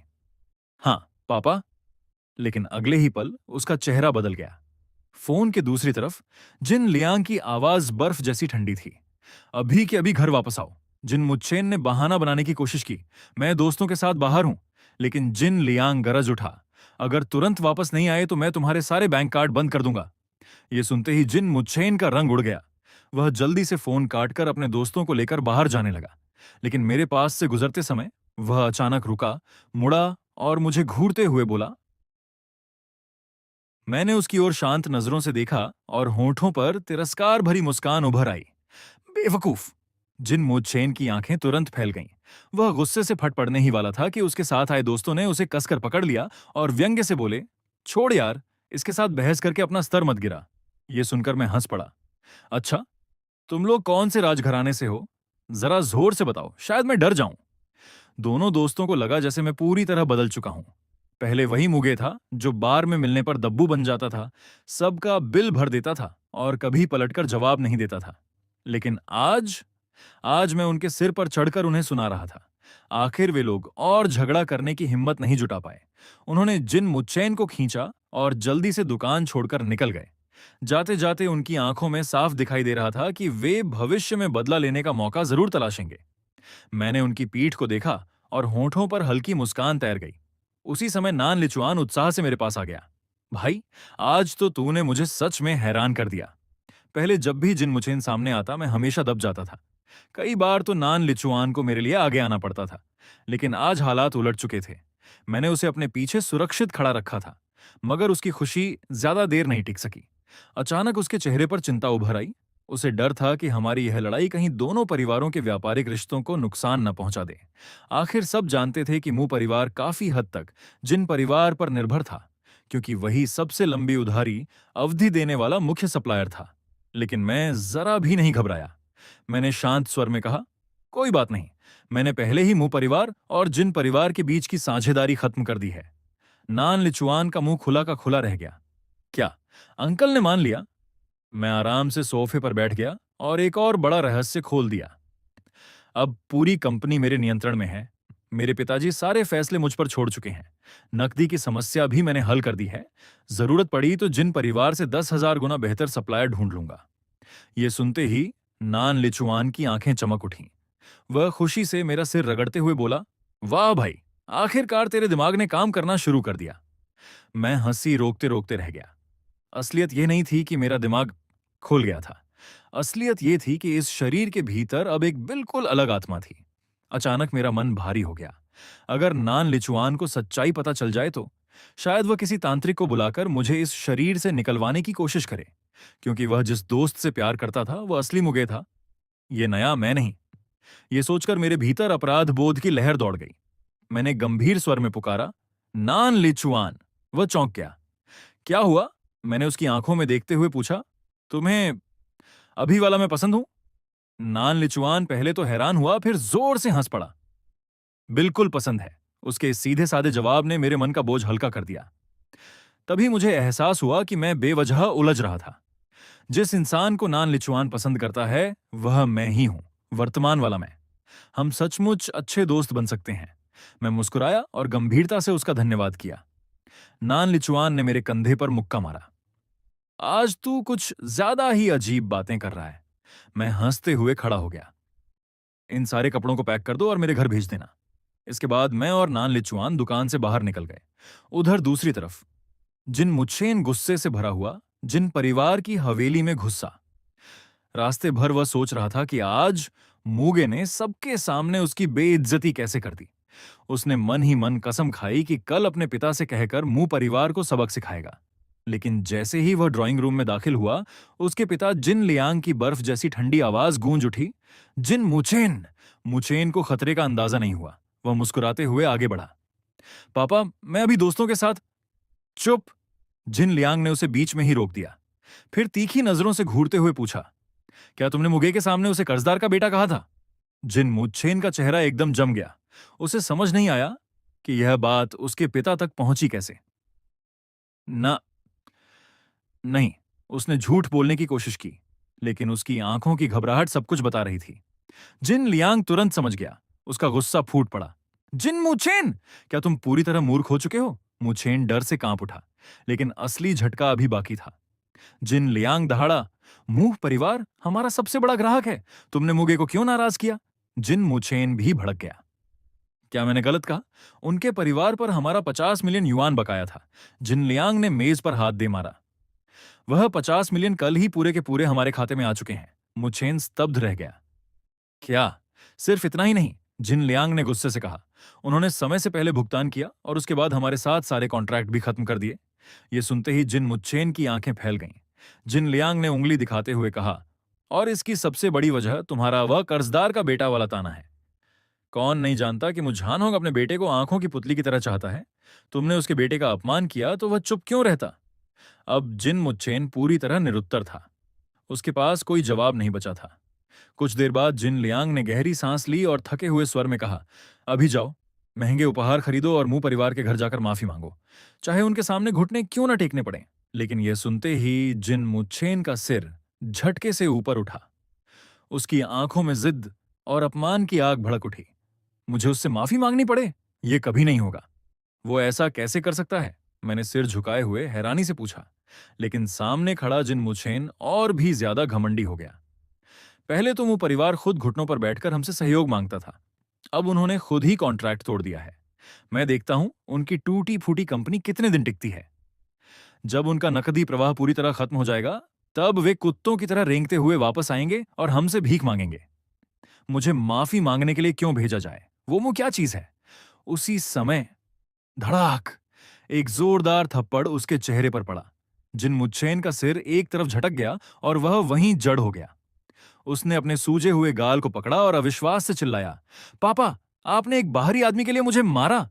लेकिन जिन लियांग का उठा हुआ हाथ अब भी गुस्से से कांप रहा था। वह गर्जा, अगर मुंह परिवार के ऑर्डर चले गए तो हमारी कंपनी की कुल आय सीधे 40% गिर जाएगी। मुंह परिवार हमेशा समय पर भुगतान करता है, जबकि बाकी ग्राहक पैसे लटकाते रहते हैं। अगर हमने इस सबसे बड़ी नकदी देने वाली कंपनी को खो दिया तो पूंजी श्रृंखला टूटने वाली उनकी नहीं, हमारी होगी। पहले हम भुगतान अवधि का फायदा उठाकर मुंह परिवार पर दबाव बना सकते थे, लेकिन अब हालात बदल चुके हैं। मुंह परिवार आधे महीने में ही 50 मिलियन युआन नकद खर्च करने की ताकत रखता है। यहां तक कि उन्होंने हमसे पूरी तरह दुश्मनी मोल लेने में भी हिचक नहीं दिखाई। इसका मतलब साफ है, उन्हें कोई बेहद शक्तिशाली सहारा मिल चुका है। और उनका यह रवैया बताता है कि वे अब हमारे नियंत्रण से पूरी तरह बाहर हो चुके हैं। जिन लियांग ने सारी सच्चाई बेटे के सामने रख दी। और यह सब सिर्फ इसलिए हुआ क्योंकि तुम पागलों जैसी हरकतें कर रहे थे। मुंह परिवार ने सीधे हमें बाहर का रास्ता दिखा दिया। जिन मुच्छेन का चेहरा पीला पड़ गया। उसकी आंखों में आंसू भर आए। भले ही वह कंपनी के कामकाज में हिस्सा नहीं लेता था, लेकिन अब उसे भी समझ आ गया था कि मामला कितना गंभीर है। उसी समय उसके दिमाग में शॉपिंग मॉल का वह दृश्य कौंध गया जब मैंने उसे देखा था। वह नजर किसी इंसान को नहीं बल्कि किसी मसखरे को देखने जैसी थी। मैं पहले से जानता था कि वे 50 मिलियन युआन का भुगतान कर चुके हैं, लेकिन मैंने जानबूझकर कुछ नहीं कहा और उसे मूर्ख की तरह उछल कूद करते हुए देखता रहा। उसकी आंखों में जहरीली नफरत चमक उठी। जिन लियांग फिर गरजा, अभी जाओ, तोहफे लेकर जाओ और उसे माफी मांगो। जिन मुच्चेन के आंसू फर्श पर टपक पड़े। आखिरकार उसने दांत भींचकर कहा, ठीक है, मैं माफी मांगूंगा। उधर अस्पताल के एक कमरे में मैं एक खूबसूरत गिफ्ट बॉक्स लेकर अंदर दाखिल हुआ। आवाज सुनते ही लेंग छिंगचियो ने सिर उठाया। उसकी आंखों में अनजाने में ही खुशी की चमक आ गई। उसे उम्मीद नहीं थी कि मैं आज भी अपने वादे के अनुसार आऊंगा, लेकिन मेरी नजर सीधे उसे पार कर गई और बिस्तर के पास बैठी दादी पर जा टिकी। दादी, मैं आपको अस्पताल से घर ले जाने आया हूं, मैं मुस्कुराते हुए बोला और गिफ्ट बॉक्स आगे बढ़ाया। आप हमेशा स्वस्थ रहें और 100 साल तक जिए। दादी खुशी से खिल उठी और मेरा हाथ पकड़ लिया। बेटा, इन दिनों तुम रोज मेरे साथ समय बिताने आते रहे। मैं बार बार कहता रहा कि इसमें कोई मेहनत नहीं थी, लेकिन उनके स्नेह भरे चेहरे को देखकर मेरा दिल उलझ गया। सच तो यह था कि आज मेरा यहां आने का कोई इरादा नहीं था। योजना के अनुसार कल ही मेरा और लेंग छिंगचियों का रिश्ता पूरी तरह खत्म हो जाना चाहिए था। मुझे लगा था कि आज दादी से मेरी आखिरी मुलाकात होगी, लेकिन कल रात देर तक इंतजार करने के बाद भी उस धोखेबाज लड़की ने ब्रेकअप का एक संदेश तक नहीं भेजा। इसलिए आज मैं खुद यहां चला आया। मेरा मकसद था उसे याद दिलाना कि वह ब्रेकअप की प्रक्रिया पूरी करे, क्योंकि मू कंपनी को इस समय पैसों की बेहद जरूरत थी और मुझे उस भारी भरकम ब्रेकअप मुआवजे का इंतजार था। तभी दादी की कोमल आवाज ने मेरे विचार तोड़ दिए। बेटा, आगे भी कभी भी घर आ जाया करो, दादी तुम्हारे लिए अपने हाथों से खाना बनाएंगी। इन दिनों की नजदीकियों के बाद दादी मुझे अपने सगे पोते की तरह मानने लगी थीं। उनकी आंखों में छलकता प्यार देखकर मेरा दिल पिघल गया। अगले ही पल मैंने मन ही मन अपना फैसला बदल दिया। भाड़ में जाए विदाई। दादी और मेरे बीच का रिश्ता हमारा अपना है, इसका उस लेंग छिंगचियो नाम की टूल पर्सन से कोई लेना देना नहीं। मैंने सिर घुमाकर लेंग छिंगचियो को घूरा। वह पूरे समय चोरी छिपे मुझे देख रही थी, इसलिए उसने मेरा वह घातक घूरना सीधे पकड़ लिया। वह पूरी तरह उलझ गई। उसे समझ ही नहीं आया कि उसने मुझे नाराज क्या कर दिया है। उसने सोचा कि शायद दादी के सामने उसने मेरा पक्ष नहीं लिया, इसलिए मैं नाराज हूं। तुरंत उसने गला साफ किया और गंभीरता से कहा, मुंह साहब, आप कभी भी घर आकर दादी से मिल सकते हैं। यह सुनकर मैं वहीं जम गया। फिर बड़ी मुश्किल से रोने से भी बदसूरत मुस्कान निकालकर बोला, बहुत बहुत धन्यवाद। उसी समय नौकरानी ने आखिरी सामान भी पैक कर दिया। मालकिन, सब तैयार है। दादी मुस्कुराते हुए उठ खड़ी हुई, लेकिन तभी मुझे अचानक अपना असली मकसद याद आया। मैं यहां उस भारी भरकम ब्रेकअप फीस की वसूली के लिए आया था। मैंने तुरंत लेंग छिंगचियो को इशारे से बाहर बुलाया। उसकी आंखों में उम्मीद की एक चमक उभरी। हम दोनों एक के पीछे एक चलते हुए गलियारे के आखिर में खिड़की के पास पहुंचे। मैंने सिर झुकाकर उस खुश दिख रही महिला को घूरा और गंभीर स्वर में पूछा, इन 2 दिनों में क्या तुम कोई बहुत जरूरी बात कहना भूल गए? अब मैं लगातार इशारों में लेंग छिंगचियो को याद दिलाने की कोशिश कर रहा था कि वह जल्दी से ब्रेकअप की प्रक्रिया पूरी करे, लेकिन वह मासूमियत से बोली, नहीं तो, मैंने कुछ नहीं भूला। ये 3 शब्द सुनते ही मैं पूरी तरह स्तब्ध रह गया। मन हुआ कि उसके खूबसूरत चेहरे को पकड़कर जबरदस्ती कोई ऐसा भाव खोज निकालूं जिससे लगे कि वह ब्रेकअप करना चाहती है, लेकिन कुछ भी नहीं मिला। मैं अंदर ही अंदर चिल्ला उठा, ये कहानी आखिर जा कहां रही है? किताब में तो ऐसा बिल्कुल नहीं लिखा था। और सबसे बड़ी बात, ये बदलाव इतना ज्यादा था कि मैं समझ ही नहीं पा रहा था कि क्या हो रहा है। मैंने सिर झुकाकर अपनी निराशा छिपाई। फिर सोचा कि शायद सीधे बात करने के बजाय थोड़ा घुमा फिराकर कहना चाहिए। मैंने सिर उठाया और चेहरे पर समझदार तथा त्यागी प्रेमी वाला भाव लाकर कहा, छिंगचियो, पिछले 1 महीने से तुम्हारा बॉयफ्रेंड बनकर मैंने तुम्हें बहुत सारी आलोचनाएं और ताने झेलने पर मजबूर किया है। मुझे अच्छी तरह एहसास है कि मैं एक योग्य बॉयफ्रेंड नहीं हूं। अगर तुम्हें मुझसे बेहतर कोई इंसान मिल जाए तो बिल्कुल झिझको मत, सीधे मुझे बता देना। मैं वादा करता हूं कि मैं तुम्हें कभी परेशान नहीं करूंगा और न ही तुम्हारे पीछे पड़ूंगा। मेरी यह पीछे हटकर आगे बढ़ने वाली चाल सुनते ही लेंग छिंगचियों की आंखों में गहरी हैरानी उभर आई। कुछ सेकंड चुप रहने के बाद उसने अपराधबोध से कहा, मुझे कभी नहीं लगा कि मैं परेशान हुई हूं, बल्कि आ, असल में परेशान तो मैंने तुम्हें किया है। अचानक उसे एहसास हुआ कि उसने कभी भी एक गर्लफ्रेंड की जिम्मेदारी नहीं निभाई। उसने सोचा कि शायद मैं उसकी बेरुखी से तंग आ चुका हूं, इसलिए आज ऐसी बातें कर रहा हूं। वह धीरे से बोली, तुम बहुत अच्छे हो, गलती मेरी है। उसकी इतनी गंभीर आत्मालोचना सुनकर मैं पूरी तरह अवाक रह गया। ये लड़की आखिर चाहती क्या है? क्या इसे स्क्रिप्ट पढ़ना नहीं आता? अभी तो इसे पैसे फेंककर ब्रेकअप करना चाहिए था। मैंने उसकी भावुक और प्रेम से भरी निगाहों को देखा। ऐसा लगा जैसे मैं किसी भैंस के आगे बीन बजा रहा हूं। आज ब्रेकअप फीस मिलने की कोई उम्मीद नहीं थी। आखिर मैंने हार मान ली। चेहरे पर जबरदस्ती मुस्कान लाकर कहा, छिंगचियो, सच कहूं तो मुझे भी कोई शिकायत नहीं है। दादी अभी हमारा इंतजार कर रही होंगी, चलो वापस चलते हैं। लेकिन इस अजीब बातचीत का असर बिल्कुल उल्टा हुआ। लेंग छिंगचियों के मन की सारी उलझनें खत्म हो गईं।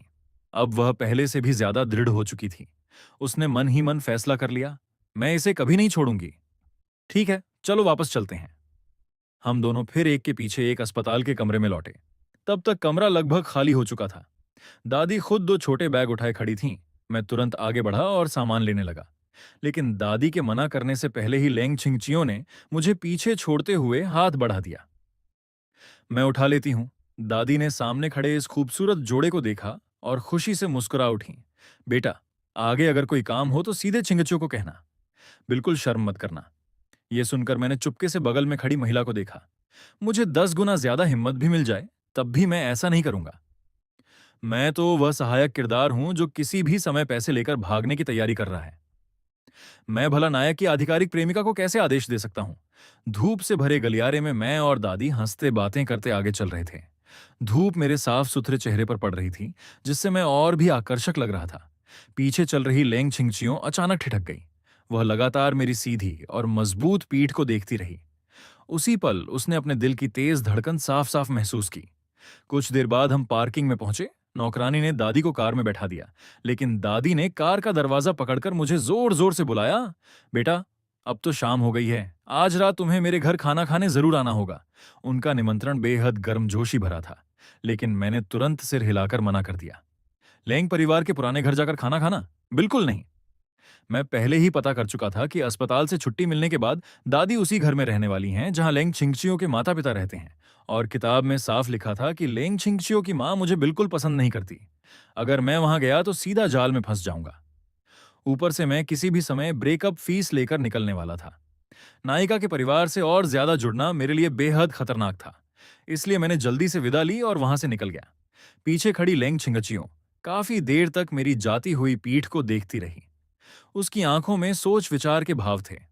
अगली सुबह मैं ऑफिस में बैठा फाइलें देख रहा था। तभी मेरा नया सहायक छीफे ही उत्साह से आधा सिर अंदर डालकर बोला, छोटे मुंह साहब, रिसेप्शन पर आपके नाम एक फूलों का गुलदस्ता आया है। कंपनी की असली कमान संभालने के बाद अब हर कोई मुझे सम्मान से मुंह साहब कहने लगा था। चीफ हेई ने गुलाबी गुलाबों और सफेद बेबी ब्रीथ फूलों का एक विशाल गुलदस्ता मेरी मेज पर रख दिया। पैकिंग इतनी शानदार थी कि देखकर ही पता चल रहा था कि इसकी कीमत कम नहीं होगी। मैं हैरान रह गया। क्या मेरी छवि इतनी सुधर गई है कि कोई अमीर गुप्त प्रशंसक भी निकल आया? मेरे होंठों पर मुस्कान आ गई। मैंने उत्सुकता से कार्ड निकाला। देखता हूं आखिर कौन सी खूबसूरत महिला इतनी समझदार निकली। लेकिन जैसे ही कार्ड खोला, मेरे चेहरे की मुस्कान जम गई। कार्ड पर लिखा था, काम अच्छे से करना, आराम करना मत भूलना, लेंग छिंगचियो। उन 3 शब्दों को देखकर मुझे ऐसा लगा जैसे सिर पर बिजली गिर गई हो। मैंने अविश्वास से अपनी आंखें मलीं और दोबारा देखा, लेकिन नाम वही था, वही पागल औरत। इसे आखिर हो क्या गया है?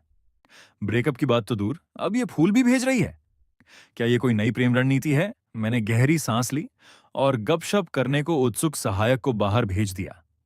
फिर तुरंत लेंग छिंगचियों को संदेश भेजा, लेकिन उसने तो सेकंड भर में जवाब दे दिया। उसने न केवल फूल भेजने की बात स्वीकार की, बल्कि उल्टा पूछ लिया, फूल अच्छे लगे?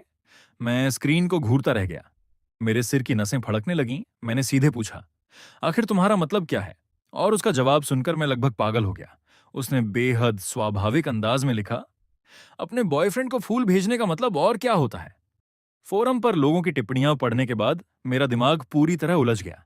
एक ऐसी नायिका जो पूरे 1 महीने तक गायब रही, जिसने मेरी कोई परवाह नहीं की, वह अचानक मुझे फूल भेजने लगी। इसमें जरूर कोई चाल है। चूंकि असली वजह मैं उससे निकलवा नहीं पा रहा था, इसलिए मैंने इंटरनेट फोरम पर मदद मांगी। मैंने पोस्ट लिखा, एक गर्लफ्रेंड जो पूरे महीने गायब रही, बेहद ठंडी रही, वह अचानक फूल क्यों भेजेगी? इंटरनेट के सर्वज्ञानी लोगों ने तुरंत जवाब देना शुरू कर दिया। एक टिप्पणी सबसे ऊपर थी, पूरा महीना गायब रहना मतलब उसे तुम्हारी परवाह नहीं है। अचानक फूल भेजना या तो भावनात्मक वापसी, इमोशनल रिबाउंड है, या फिर तुम्हारी प्रतिक्रिया जांचने की कोशिश। इसके नीचे तथाकथित प्लेयर गर्ल्स की मनोविज्ञान पर लंबी व्याख्या थी। या तो वह अकेलेपन में पुराने बैकअप को ढूंढ रही है, या फिर यह देखना चाहती है कि उसका कठपुतली जैसा बॉयफ्रेंड अभी भी उसके काबू में है या नहीं। और यह भी संभव है कि उसे थोड़ा अपराध बोध हो, इसलिए वह सस्ते तरीके से उसकी भरपाई कर रही हो। मैं आगे पढ़ता गया। अगला पैराग्राफ तो सीधे दिल में घुस गया। फूल भेजती है या नहीं, इससे फर्क नहीं पड़ता। असली बात यह है कि क्या वह तुम्हारे लिए अपना समय देती है। उसका पूरे महीने गायब रहना ही उसकी सच्ची भावना थी। मैं लगातार सिर हिलाता रहा, लेकिन मुझे दुख बिल्कुल नहीं हुआ, बल्कि मेरी जिज्ञासा और बढ़ गई। अगर वह मुझसे प्यार नहीं करती तो फिर ब्रेकअप क्यों नहीं कर रही। इसलिए मैंने और सवाल पूछे। तभी एक रिलेशनशिप ब्लॉगर ने बेहद क्रूर लेकिन तार्किक जवाब दिया। ब्रेकअप नहीं करना इस बात का सबूत नहीं कि वह तुमसे प्यार करती है। संभव है कि उसे अभी नया साथी नहीं मिला हो और वह अकेली नहीं रहना चाहती हो, या फिर वह इंतजार कर रही हो कि पहले तुम ब्रेकअप करो ताकि उसकी लागत और नुकसान कम हो जाए। ये पढ़ते ही मेरी आंखें चमक उठीं। समझ गया, अभी तक लेंग छिंगचियो और नायक शेसी के बीच ज्यादा संपर्क नहीं हुआ था। मतलब ये तथाकथित धोखेबाज नायिका अभी नया प्रेमी नहीं ढूंढ पाई थी, इसलिए मुझे बैकअप के तौर पर पकड़े हुए थी। अब सारी तस्वीर साफ हो गई। मैंने आखिरकार उसकी असली फितरत समझ ली। तुरंत मैं जोर से चिल्लाया, अनसहायक। दरवाजा खुला और सहायक छिपे ही अंदर आ गया। मैंने फूलों की ओर उंगली दिखाते हुए कहा, इसे हटा दो। मैं दोबारा इसे देखना नहीं चाहता। लेकिन छी फेई के चेहरे पर अफसोस उभर आया। वह सावधानी से बोला, छोटे मुंह साहब, अगर आपको पसंद नहीं है तो क्या मैं इसे अपनी मेज पर रख सकता हूं। मैंने बिना सोचे हाथ हिला दिया। ले जाओ। उसे खुशी खुशी फूल उठाकर जाते हुए देखकर मैंने मेज पर रखे कार्ड को उठाया। फिर छर्राक, मैंने उसे टुकड़े टुकड़े करके कूड़ेदान में फेंक दिया। अब क्या मुझे खुद ही ब्रेकअप की बात छेड़नी होगी। लेकिन अगर पहला कदम मैंने उठाया तो वह भारी भरकम ब्रेकअप फीस शायद हाथ से निकल जाएगी। काफी सोच विचार के बाद मैंने यह विचार छोड़ दिया। इस समय सबसे जरूरी काम था पैसा कमाना, जितनी जल्दी हो सके कंपनी के गैर जरूरी प्रोजेक्ट्स बंद करना, नकदी जमा करना। जब कंपनी पूरी तरह सुरक्षित हो जाएगी तब मैं पूरे आत्मविश्वास के साथ इस धोखेबाज औरत को लात मारकर बाहर निकाल दूंगा। उसी समय फोन कंपनाया। मैंने स्क्रीन की ओर देखा। लेंग छिंगचियो का संदेश था। वह मुझे रात के खाने के लिए बुला रही थी। मैंने तुरंत जवाब टाइप किया, नहीं आऊंगा। लेकिन भेजें बटन दबाने से पहले मेरी उंगली रुक गई। मैंने सोचा, भागने से समस्या हल नहीं होगी। मैं खुद जाकर देखूंगा कि इस औरत के दिमाग में आखिर चल क्या रहा है। मैंने संदेश मिटा दिया और नया जवाब भेजा, ठीक है, मैं शाम 5:30 बजे ऑफिस से निकलूंगा। संदेश भेजते ही उसने सेकंड भर में जवाब दे दिया, ठीक है। पलक झपकते ही शाम के 5:30 बज गए। मू ग्रुप की इमारत से कर्मचारियों की भीड़ बाहर निकलने लगी। तभी अचानक किसी ने आश्चर्य से चिल्लाकर कहा, हे भगवान, वहां एक सुपर खूबसूरत लड़की खड़ी है। सभी लोगों ने उसकी उंगली की दिशा में देखा और अगले ही पल सबकी सांसें थम गईं। मुख्य द्वार के बाहर एक बेहद खूबसूरत महिला खड़ी थी। जैसे जैसे कर्मचारी बाहर निकलते गए, उसकी सुंदरता पूरे माहौल का केंद्र बनती गई। भीड़ में फुसफुसाहट शुरू हो गई, ये हमारी कंपनी की तो नहीं है। इतनी खूबसूरत तो बड़ी बड़ी फिल्म स्टार भी नहीं होती। लगता है किसी का इंतजार कर रही है। पता नहीं किस आदमी की किस्मत इतनी अच्छी है। लेकिन चारों तरफ से उठती निगाहों से बेपरवाह लेंग छिंगचियो बस अपना फोन देख रही थी। अभी थोड़ी देर पहले ही मैंने उसे संदेश भेजा था कि मुझे 10 मिनट और काम है, इसलिए वह इस खाली समय में आज रात के लिए कोई शानदार रेस्टोरेंट चुन रही थी। उसी समय कंपनी की वरिष्ठ अधिकारी सुनलिंग बाहर निकली। पहले तो उसने भीड़ की तरफ बस यूं ही देखा, लेकिन अगले ही पल उसकी नजर ठहर गई। ये महिला इतनी जानी पहचानी क्यों लग रही है।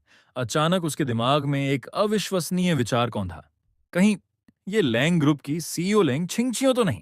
पुष्टि करने के लिए वह जल्दी से पास पहुंची। जैसे ही उसने चेहरा साफ देखा, उसका दिल जोर से धड़क उठा। ये कोई हमशक्ल नहीं थी, ये सचमुच वही महिला थी जिसने उद्योग सम्मेलनों में सबको प्रभावित कर रखा था। लेंग ग्रुप की युवा और शक्तिशाली सीईओ लेंग छिंगचियो। सुन लिंग के चेहरे पर तुरंत खुशामदी मुस्कान आ गई। वह जल्दी से आगे बढ़ी। President Laing. लेंग छिंगचियो ने सिर उठाया। एक नजर में उसने सामने वाली महिला को पहचान लिया। ये मू ग्रुप की उन गिनी चुनी अधिकारियों में से थी जिनमें वास्तव में कुछ क्षमता थी। इस समय सुन लिंग पहले ही दोनों हाथ आगे बढ़ा चुकी थी। उसके चेहरे पर सम्मान साफ दिखाई दे रहा था। वह मुस्कुराकर बोली, प्रेसिडेंट लेंग, बहुत दिनों बाद मुलाकात हुई। उसकी नजर एक पल के लिए मेरे चेहरे पर ठहर गई। आंखों में छिपी हुई हैरानी साफ दिखाई दे रही थी। उसकी यादों में मैं अभी भी वही व्यक्ति था जो पहले भड़कीले कपड़े पहनता था, दिखावे में डूबा रहता था और किसी अमीर बिगड़ैल युवक जैसा व्यवहार करता था। लेकिन आज मेरे चेहरे पर आत्मविश्वास था, मेरी बातचीत में परिपक्वता थी और मेरा पूरा व्यक्तित्व बदल चुका था। उसने बगल में खड़े जिन मुछेन की ओर देखा। वह भी असामान्य रूप से चुप था। उसका सामान्य घमंडी और अहंकारी रवैया कहीं दिखाई नहीं दे रहा था। इसके बाद मू चांगाहोंग और जिन लियांग फिर से व्यापारिक विषयों पर चर्चा करने लगे। मैं कुछ देर तक उनकी बातें सुनता रहा, फिर अवसर देखकर बीच बीच में अपनी राय भी देने लगा। शुरुआत में जिन लियांग बस शिष्टाचारवश मेरी बातें सुन रही थीं, लेकिन कुछ ही मिनटों बाद उसके चेहरे का भाव बदल गया, क्योंकि मैं सिर्फ यूं ही बातें नहीं कर रहा था। बाजार की दिशा, सप्लाई चेन की समझ, लागत नियंत्रण की रणनीति, मेरी हर बात सीधे मुद्दे पर चोट कर रही थी। अब जिन लियांग ने औपचारिकता पूरी तरह छोड़ दी। उद्योग के रुझानों से लेकर सरकारी नीतियों तक, नकदी प्रवाह प्रबंधन से लेकर जोखिम नियंत्रण तक, हम दोनों सवाल जवाब करने लगे। मेरी सोच स्पष्ट थी, तर्क मजबूत थे और विश्लेषण बेहद सटीक था। जिन लियांग मुझे नए नजरिए से देखने लगी। उसे आखिर समझ आ गया कि लोगों के बीच मेरे बदलाव की चर्चा केवल अफवाह नहीं थी। मैं सिर्फ व्यवहार में नहीं बदला था, मेरी व्यावसायिक समझ भी पूरी तरह बदल चुकी थी। वह मुस्कुराकर मुंह चांगाहों की ओर मुड़ी और मजाक में बोली, मुंह साहब, लगता है आपने चुपके से कोई महान गुरु रख लिया है। मुंह चांगाहों गर्व से मुस्कुराए, कोई गुरु वुरु नहीं रखा। ये सब हमारे शियाओ मुंह ने कॉलेज में सीखा है। ये सुनते ही जिन मुच्छेन की आंखें फैल गईं। कॉलेज में सीखा है? उसे लगा जरूर झूठ बोला जा रहा है। आखिर हम दोनों ने विदेश की एक ही यूनिवर्सिटी में पढ़ाई की थी। वह अच्छी तरह जानती थी कि असली मैं कैसा था। कई बार तो मुझे असाइनमेंट पूरे करने के लिए दूसरों को पैसे देने पड़ते थे। तो फिर एक ऐसा व्यक्ति जो किसी तरह डिग्री लेकर निकला हो, वह अचानक व्यापारिक विशेषज्ञ कैसे बन सकता है? और सबसे बड़ी बात, अभी जो उच्च स्तरीय व्यापारिक चर्चाएं चल रही थीं, उनमें से आधी बातें तो जिन मुछेन खुद नहीं समझ पा रही थीं। लेकिन मैं न केवल समझ रहा था, बल्कि विस्तार से उनका विश्लेषण भी कर रहा था। जिन मुच्छेन मुझे घूरता रह गया। वह पूरी तरह भ्रमित हो चुका था। दूसरी ओर जिन लियांग की आंखों की चमक और भी बढ़ गई। अब उसे पूरा यकीन हो गया था कि मुंह परिवार का पुनरुत्थान कोई संयोग नहीं है। उससे भी ज्यादा चौंकाने वाली बात यह थी कि मैंने कुछ ही वाक्यों में उसकी उस व्यापारिक समस्या का समाधान बता दिया था, जिससे वह कई दिनों से परेशान थी। अब उसे समझ आ गया कि मुंह कंपनी इतनी तेजी से संकट से बाहर क्यों निकल रही है। अगर यही स्थिति बनी रही तो मुंह परिवार का भविष्य बेहद उज्जवल होने वाला था। यह सोचकर जिन लियांग ने अचानक अपने बेटे जिन मुचेन की ओर देखा। मुचेन, तुम शियाओ मुंह के साथ बाहर टहलाओ। मुंह चांगाहोंग तुरंत समझ गए कि उसका इशारा किस ओर है। उन्होंने भी तुरंत कहा, हां जाओ, दोनों बाहर घूमकर आओ। मैं खड़ा हुआ और जिन मुचेन की ओर हाथ हिलाया। चलो। हम दोनों के जाते हुए पीछे जिन लियांग उम्मीद भरी नजरों से देख रही थी। वह सिर्फ ये नहीं चाहती थी कि उसका बेटा ईमानदारी से माफी मांगे, वह यह भी चाहती थी कि उसका बेटा मेरे जैसे प्रतिभाशाली व्यक्ति से अच्छे संबंध बना सके। हम दोनों विला से बाहर निकल गए। कुछ देर बाद पत्थरों वाली पगडंडी पर चलते हुए मैं अचानक रुक गया। मैंने उसकी ओर मुड़कर देखा। तो बताओ, तुम्हें मुझसे क्या कहना है? जिन मुच्छेन ने होंठ भींच लिए। कुछ सेकंड चुप रहने के बाद उसने आखिरकार कहा, माफ करना, पिछली बार मेरी गलती थी। मुझे तुम्हारा मजाक नहीं उड़ाना चाहिए था और तुम्हें कर्जदार का बेटा नहीं कहना चाहिए था। मैंने मन ही मन सोचा, तो बात इसी बारे में है। फिर जानबूझकर कान की तरफ हाथ ले जाकर बोला, क्या कहा? आवाज बहुत धीमी है, सुनाई नहीं दिया। यह सुनते ही जिन मोचेन का चेहरा तुरंत काला पड़ गया। उसने दांत भींचे, गहरी सांस ली और पहले से ऊंची आवाज में कहा, माफ करना, पिछली बार मेरी गलती थी। मुझे तुम्हारा मजाक नहीं उड़ाना चाहिए था और तुम्हें कर्जदार का बेटा नहीं कहना चाहिए था। और मैं चुपचाप उसकी ओर देखने लगा। उसकी वह अपमान और घुटन से भरी शक्ल देखकर मैं आखिर सीधा खड़ा हुआ। मेरे होठों पर एक हल्की ठंडी मुस्कान उभर आई। ठीक है, अब सुन लिया। जिन मुच्छेन ने मुट्ठियां इतनी जोर से भींच रखी थीं कि उंगलियां सफेद पड़ गई थीं। वह मेरी तरफ घूरते हुए बोला, तो क्या तुम मुझे माफ करोगे? मैंने बिना एक पल गंवाए सिर हिला दिया। नहीं। ये 3 शब्द इतने सीधे और निर्णायक थे कि जिन मुच्चेन का चेहरा तुरंत जम गया। मैंने शांत स्वर में कहा, आज तुम इतने विनम्र बन रहे हो सिर्फ इसीलिए क्योंकि मेरे परिवार ने तुम्हारी कमाई का रास्ता बंद कर दिया है। तुम्हारी यह माफी भी सिर्फ स्वार्थ के लिए है। इसमें सच्चाई नाम की कोई चीज नहीं है। उसकी तथाकथित ईमानदार माफी का मुखौटा मैंने एक ही झटके में उतार दिया। जिन मुच्छेन का चेहरा कभी लाल तो कभी सफेद पड़ रहा था। उसकी हालत बेहद शर्मनाक हो चुकी थी। लेकिन मैं आगे बोला, हाँ, इस मामले को मैं यहीं खत्म मानता हूं। आगे से तुम अपना रास्ता चलो, मैं अपना। जब तक तुम मुझे परेशान नहीं करोगे, मुझे भी तुम्हारे पीछे पड़ने में कोई दिलचस्पी नहीं है। उसी पल जिन मुच्छेन को जैसे अचानक कुछ समझ आया। उसे एहसास हुआ कि शायद वह सचमुच सिर्फ पैसे की वजह से माफी मांगने आया था। और उससे भी ज्यादा चुभने वाली बात यह थी कि मैंने न केवल उसकी चाल पहचान ली थी, बल्कि उसे नीचा दिखाने में भी कोई रुचि नहीं दिखाई। मानो मेरी नजरों में वह अब इतना महत्वहीन हो चुका था कि उसे अपना प्रतिद्वंद्वी मानने की भी जरूरत नहीं थी। उसके चेहरे पर गहरा भ्रम और सदमा साफ दिखाई दे रहा था। आखिरकार वह चुपचाप सिर झुकाकर पीछे हट गया। इसके बाद हम दोनों बिना एक शब्द बोले वापस लौटे। जब जिन लियांग ने अपने बेटे का चेहरा देखा तो उसे तुरंत समझ आ गया कि बातचीत का नतीजा अच्छा नहीं निकला। लेकिन मेहमानों के सामने वो कुछ कह नहीं सकती थी, इसलिए उसने चेहरे पर जबरदस्ती मुस्कान ला ली और मूचांगाहों की ओर मुड़कर बोली, मुंह साहब, उम्मीद है कि भविष्य में हमारी दोनों कंपनियां फिर से सहयोग कर पाएंगी। जहां तक मुनाफे की हिस्सेदारी की बात है, सब कुछ बातचीत से तय किया जा सकता है। मू चांगहोंग आराम से सोफे पर टिक गए। उनके चेहरे पर चालाक लोमड़ी जैसी मुस्कान थी।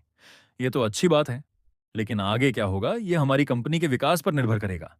यह सुनकर जिन लियांग तुरंत छिपा हुआ अर्थ समझ गई। मू परिवार उन्हें इतनी आसानी से वापस स्वीकार नहीं करने वाला था। दोनों कंपनियों के बीच अब एक लंबा परीक्षण काल आने वाला था। उसने चुपचाप सिर हिलाया। दिल में कड़वाहट जरूर थी, लेकिन वह कुछ कह नहीं सकती थी। आखिर टूटा हुआ भरोसा इतनी आसानी से वापस नहीं आता। अगर वह दोबारा मू परिवार का विश्वास जीतना चाहती थी, तो उसे पहले से कहीं ज्यादा ईमानदारी दिखानी पड़ेगी। कुछ और औपचारिक बातें करने के बाद जिन लियांग आखिर बैठ नहीं पाई। वह खड़ी हो गई। तो हम चलते हैं, फिर किसी दिन मिलते हैं। मू चांगाहोंग भी उठ खड़े हुए और मेहमानों को बाहर तक छोड़ने लगे। मैं भी उनके साथ खड़ा हो गया और शिष्टता से सिर हिलाकर विदा दी। दूसरी ओर जिन मुच्चेन के चेहरे पर जबरदस्ती की मुस्कान थी। वह किसी हारे हुए पिल्ले की तरह अपने पिता के पीछे पीछे चलता रहा। जैसे ही वे दोनों कार में बैठे, गाड़ी का माहौल तुरंत बर्फ जैसा ठंडा हो गया। अब तक दबा हुआ गुस्सा आखिर जिन लियांग के अंदर से फूट पड़ा। उसने तीखी आवाज में पूछा, माफी मांगने गए थे या लड़ाई करने? आखिर वहां हुआ क्या था? जिन मुछेन खिड़की के बाहर देखते हुए अपराध बोध से बोला, उन्होंने मुझे माफ नहीं किया, लेकिन कहा कि आगे से हम दोनों एक दूसरे के रास्ते में नहीं आएंगे। यह सुनकर जिन लियांग करीब 10 सेकंड तक चुप रहे। उसे शायद बिल्कुल उम्मीद नहीं थी कि लोगों की नजर में एक समय का निकम्मा युवक इतना परिपक्व और दूरदर्शी निकलेगा। मैंने भले ही उन्हें अच्छा व्यवहार नहीं दिया था, लेकिन मैंने पूरी तरह दुश्मनी भी नहीं निभाई। आखिरकार जिन लियांग ने लंबी सांस छोड़ी, फिलहाल इतना ही काफी है। हम दोनों परिवारों का एक दूसरे के मामलों में दखल न देना भी हमारे लिए बुरी बात नहीं है। लेकिन अगले ही पल उसका चेहरा गंभीर हो गया। वह अचानक मुड़कर जिन मुच्छेन को घूरने लगी। सुनो, आगे से तुम कभी भी मुभाई को उकसाने की कोशिश मत करना। वो लड़का बिल्कुल भी साधारण इंसान नहीं है। व्यापारिक रणनीतियों से खेलना उसे ऐसे आता है जैसे कोई कलाकार अपनी कला दिखा रहा हो। अगर वह सचमुच निर्दयी होता, तो आज सिर्फ 2 साझेदारियां खत्म नहीं होती। हमारी हालत कहीं ज्यादा खराब हो सकती थी। उसने तुम्हें माफ नहीं किया, यह सही है, लेकिन उसने तुम्हें पूरी तरह बर्बाद करने की भी कोशिश नहीं की। इस बात के लिए तुम्हें उसका एहसान मानना चाहिए। यह सुनकर जिन मुच्छेन का दिमाग सुन्न पड़ गया। इतनी देर चर्चा करने के बाद निष्कर्ष यह निकला कि न उसे माफी मिली और उल्टा उसे मेरा एहसानमंद भी होना चाहिए। वह अविश्वास से बोला, पापा, आप मुभाई को इतना बड़ा चढ़ाकर क्यों बता रहे हैं? क्या उसने जो बातें कहीं वे सच में इतनी कमाल की थीं? जिन लियांग ने तुरंत जवाब दिया, कमाल? वह तो पेशेवर स्तर का ज्ञान था। ऐसी बातें बाहर लाखों रुपए खर्च करके भी नहीं सीख सकते। सच कहूं तो मैं खुद भी उसकी बातें और सुनना चाहती थी। वह थोड़ी देर रुकी और फिर बोली, अब जब मू ग्रुप उसके हाथों में आ गया है, तो भविष्य में उसकी ऊंचाई आज से कहीं ज्यादा होगी। जिन मुछेन पूरी तरह स्तब्ध रह गया। उसने अपने पिता को शायद ही कभी किसी हमउम्र व्यक्ति की इतनी खुलकर तारीफ करते देखा था। अचानक उसके दिमाग में ड्राइंग रूम का दृश्य घूम गया। मैं बड़े बड़े व्यापारियों के बीच बैठा था। सबके साथ बराबरी से उद्योग की स्थिति, बाजार की दिशा और व्यापारिक रणनीतियों पर चर्चा कर रहा था। मेरे चेहरे पर आत्मविश्वास था, मेरे शब्दों में नियंत्रण था और पूरे माहौल की कमान जैसे मेरे हाथ में थी। वह दृश्य सचमुच किसी को भी प्रभावित करने के लिए काफी था। जिन मुच्चैन के मन में एक सवाल उठने लगा, क्या यह संभव है कि वह बदनाम मूर्ख सचमुच पूरी तरह बदल गया हो? जितना वह सोचता उसका मन उतना ही उलझता जाता। वह अभी भी छोटी छोटी बहसों और व्यक्तिगत झगड़ों में उलझा हुआ था, जबकि मैं सीधे पूरे परिवार के व्यापार का नियंत्रण संभाल चुका था। मैंने परिवार की व्यावसायिक ताकत का इस्तेमाल करके स्थिति ही बदल दी थी। उसकी छोटी मोटी चालें मेरे सामने बच्चों के खेल जैसी लग रही थीं। आखिरकार उसने मन ही मन खुद को समझाया, छोड़ो, पापा ने भी कह दिया है, आगे से उससे दूर ही रहूंगा। लेकिन जैसे ही उसने यह सोचकर मन को शांत किया, जिन लियांग ने एक और बम फोड़ दिया, मुचेन, कल से समय पर कंपनी आना शुरू कर दो। यह सुनकर जिन मुचेन के ऊपर जैसे बिजली गिर गई। क्या? मैं कंपनी जाकर क्या करूंगा? जिन लियांग ने उसे घूरते हुए कहा। सीखोगे, दूसरों से सीखोगे कि काम कैसे किया जाता है। अभी ड्राइंग रूम में जो चर्चा चल रही थी, याद है? मुंह भाई हर स्तर की बातचीत में सहजता से हिस्सा ले रहा था, और तुम वहां लकड़ी के ठूंठ की तरह बैठे थे। आधा घंटा गुजर गया, लेकिन तुम्हारे मुंह से एक काम की बात नहीं निकली। अगर मुझे सही याद है, तुम और मुभाई एक ही यूनिवर्सिटी से पढ़कर निकले हो, है ना? अपने पिता की उस उम्मीद भरी नजर को देखकर जिन मुछेन शर्म से सिर झुका गया।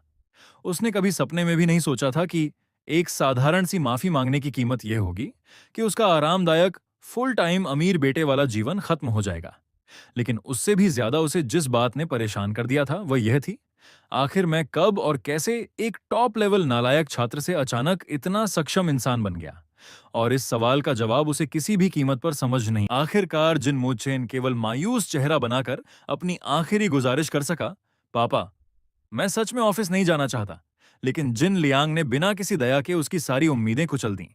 बिल्कुल नहीं, कल से तुम नियमित रूप से कंपनी आओगे और बिजनेस सीखोगे। मैं ये नहीं कह रहा कि तुम्हें मुंह भाई से आगे निकलना है, लेकिन कम से कम तुम्हें कुछ तो सीखना पड़ेगा। और एक बात याद रखना, आगे से उन आवारा दोस्तों के साथ घूमना फिरना कम कर दो। मैंने खुद सुना है कि मुंह भाई अब हर दिन समय पर कंपनी जाता है, बारिश हो या धूप, एक दिन भी छुट्टी नहीं करता। यहां तक कि उसने उन लोगों से भी पुराने बकाए पैसे वसूल लिए जिन्हें वह कभी शराब खानों में खर्च कर दिया करता था। लड़का होशियार भी है, मेहनती भी है और दिखने में भी शानदार है। तुम कम से कम उसका थोड़ा सा ही अनुसरण कर लो। जिन लियांग की आवाज में ईर्ष्या साफ झलक रही थी। तुमने अभी मुचांगहोंग का चेहरा नहीं देखा था? उसके गर्व का तो कोई ठिकाना ही नहीं था। सच कहूं तो मुझे देखकर जलन होने लगी थी। जिन मुचेन ये सब सुनकर लगभग रोने की स्थिति में पहुंच गया। आखिर वह केवल धीरे से बोला, ठीक है पापा, मैं कोशिश करूंगा। पूरी जिंदगी उसकी सबसे बड़ी प्रतिभा सिर्फ पैसे उड़ाना रही थी। वह मन ही मन शिकायत कर रहा था, आखिर मैंने क्या बिगाड़ा था? पहले हम दोनों निकम्मे अमीर लड़के थे, अब अचानक वह बिजनेस जीनियस बन गया और मैं तुलना का शिकार हो गया। उधर मुंह परिवार की हवेली में मुंह चांगहोंग आराम से सोफे पर बैठे चाय पी रहे थे। उन्होंने मेरी तरफ देखा और पूछा, शियाओ मो, जिन परिवार के साथ आगे सहयोग करने के बारे में तुम्हारा क्या विचार है? अब तो हाल यह था कि मेरी क्षमता देखने के बाद किसी भी बड़े फैसले से पहले वे मेरी राय जरूर लेते थे। मैंने पानी का गिलास उठाया और शांत स्वर में कहा, जिन लियांग एक विशुद्ध व्यापारी है। उसके लिए सबसे महत्वपूर्ण चीज लाभ है, लेकिन मूल रूप से वे कोई बुरी इंसान नहीं है। जहां तक सहयोग की बात है, हमें अभी थोड़ा और इंतजार करना चाहिए। पहले देखना होगा कि आगे उनका रवैया कैसा रहता है। मेरी संतुलित राय सुनकर मू चांगहोंग संतुष्ट होकर सिर हिलाने लगे। मैं भी यही सोच रहा था। इसके बाद उन्होंने चाय का कप नीचे रखा और आराम से सोफे में टिक गए। उनके चेहरे पर गर्व साफ दिखाई दे रहा था। हमारा शियाओ मुंह सच में दिन ब दिन और भी शानदार होता जा रहा है। मैं मुस्कुराया। पापा, आप मेरी बहुत ज्यादा तारीफ कर रहे हैं। लेकिन मू चांगहोंग तुरंत गंभीर हो गए। उन्होंने सिर हिलाया। नहीं, ये कोई बड़ा चढ़ाकर कही गई बात नहीं है। ये तुम्हारे पिता के दिल की सच्ची भावना है। उनकी बात सुनकर मैं कुछ पल चुप रहा। फिर अचानक मैंने एक ऐसा सवाल पूछ दिया जो सीधे दिल को छूता था। पापा, क्या आपको मेरा अभी वाला रूप ज्यादा पसंद है? मुचांगाहोंग ने बिना एक पल सोचे जवाब दिया, बिल्कुल पसंद है। फिर उनकी आंखें धीरे धीरे दूर कहीं खो गईं, मानो वे पुरानी यादों में लौट गए हों। आज का तुम बिल्कुल वैसे ही हो जैसे बचपन में थे। शरारती, होशियार, चंचल और बेहद तेज दिमाग वाले। बल्कि सच कहूं तो बीच के वे कुछ साल ही अजीब थे। उन सालों में तुम बिल्कुल बदल गए थे। तुम में बचपन की कोई झलक दिखाई ही नहीं देती थी। एक पिता के रूप में मुझे अफसोस जरूर होता था, लेकिन मैंने कभी तुम्हें नापसंद नहीं किया, क्योंकि मेरी नजर में जब तक मेरा बेटा खुश है वही सबसे बड़ी बात है। चाहे तुम सैकड़ों अरब कमा लो या एक पैसा भी ना कमाओ। ये कहते कहते उनकी आंखें हल्की लाल हो गईं। लेकिन अब जब मैं तुम्हें फिर से पहले जैसा बनते देखता हूं, तो मुझे सिर्फ खुशी ही नहीं होती, मुझे अपने दिल की गहराइयों से गर्व महसूस होता है। उनकी बातें सुनकर मेरे दिल में एक अजीब भावना उठी, मेरी आंखों में भी हल्का कंपन आ गया, क्योंकि एक बात अचानक मेरे दिमाग में बिजली की तरह कौंधी। अगर बचपन वाला मैं और आज वाला मैं लगभग एक जैसे हैं, तो फिर बीच के उन वर्षों में मैं ऐसा निकम्मा, मूर्ख और दिशाहीन इंसान कैसे बन गया था? क्या उन सालों में वास्तव में कुछ ऐसा हुआ था जिसे मैं अभी तक नहीं जानता? ये सवाल पहली बार मेरे मन में गहराई से उभरा, और जितना मैं इसके बारे में सोचता गया, उतना ही रहस्य गहराता गया। दोस्तों, अब अगला पार्ट जूनियर को होटल ले गया होगा, और खास बात यह है कि उसी एक पार्ट में मैं उसके सभी चैप्टर्स कवर करने वाला हूं। इसके बाद इस कहानी के नए नए भाग लगातार आते रहेंगे, तो इंतजार कीजिए अगले रोमांचक पार्ट का। मिलते हैं बहुत जल्द, तब तक के लिए टाटा, बाय बाय।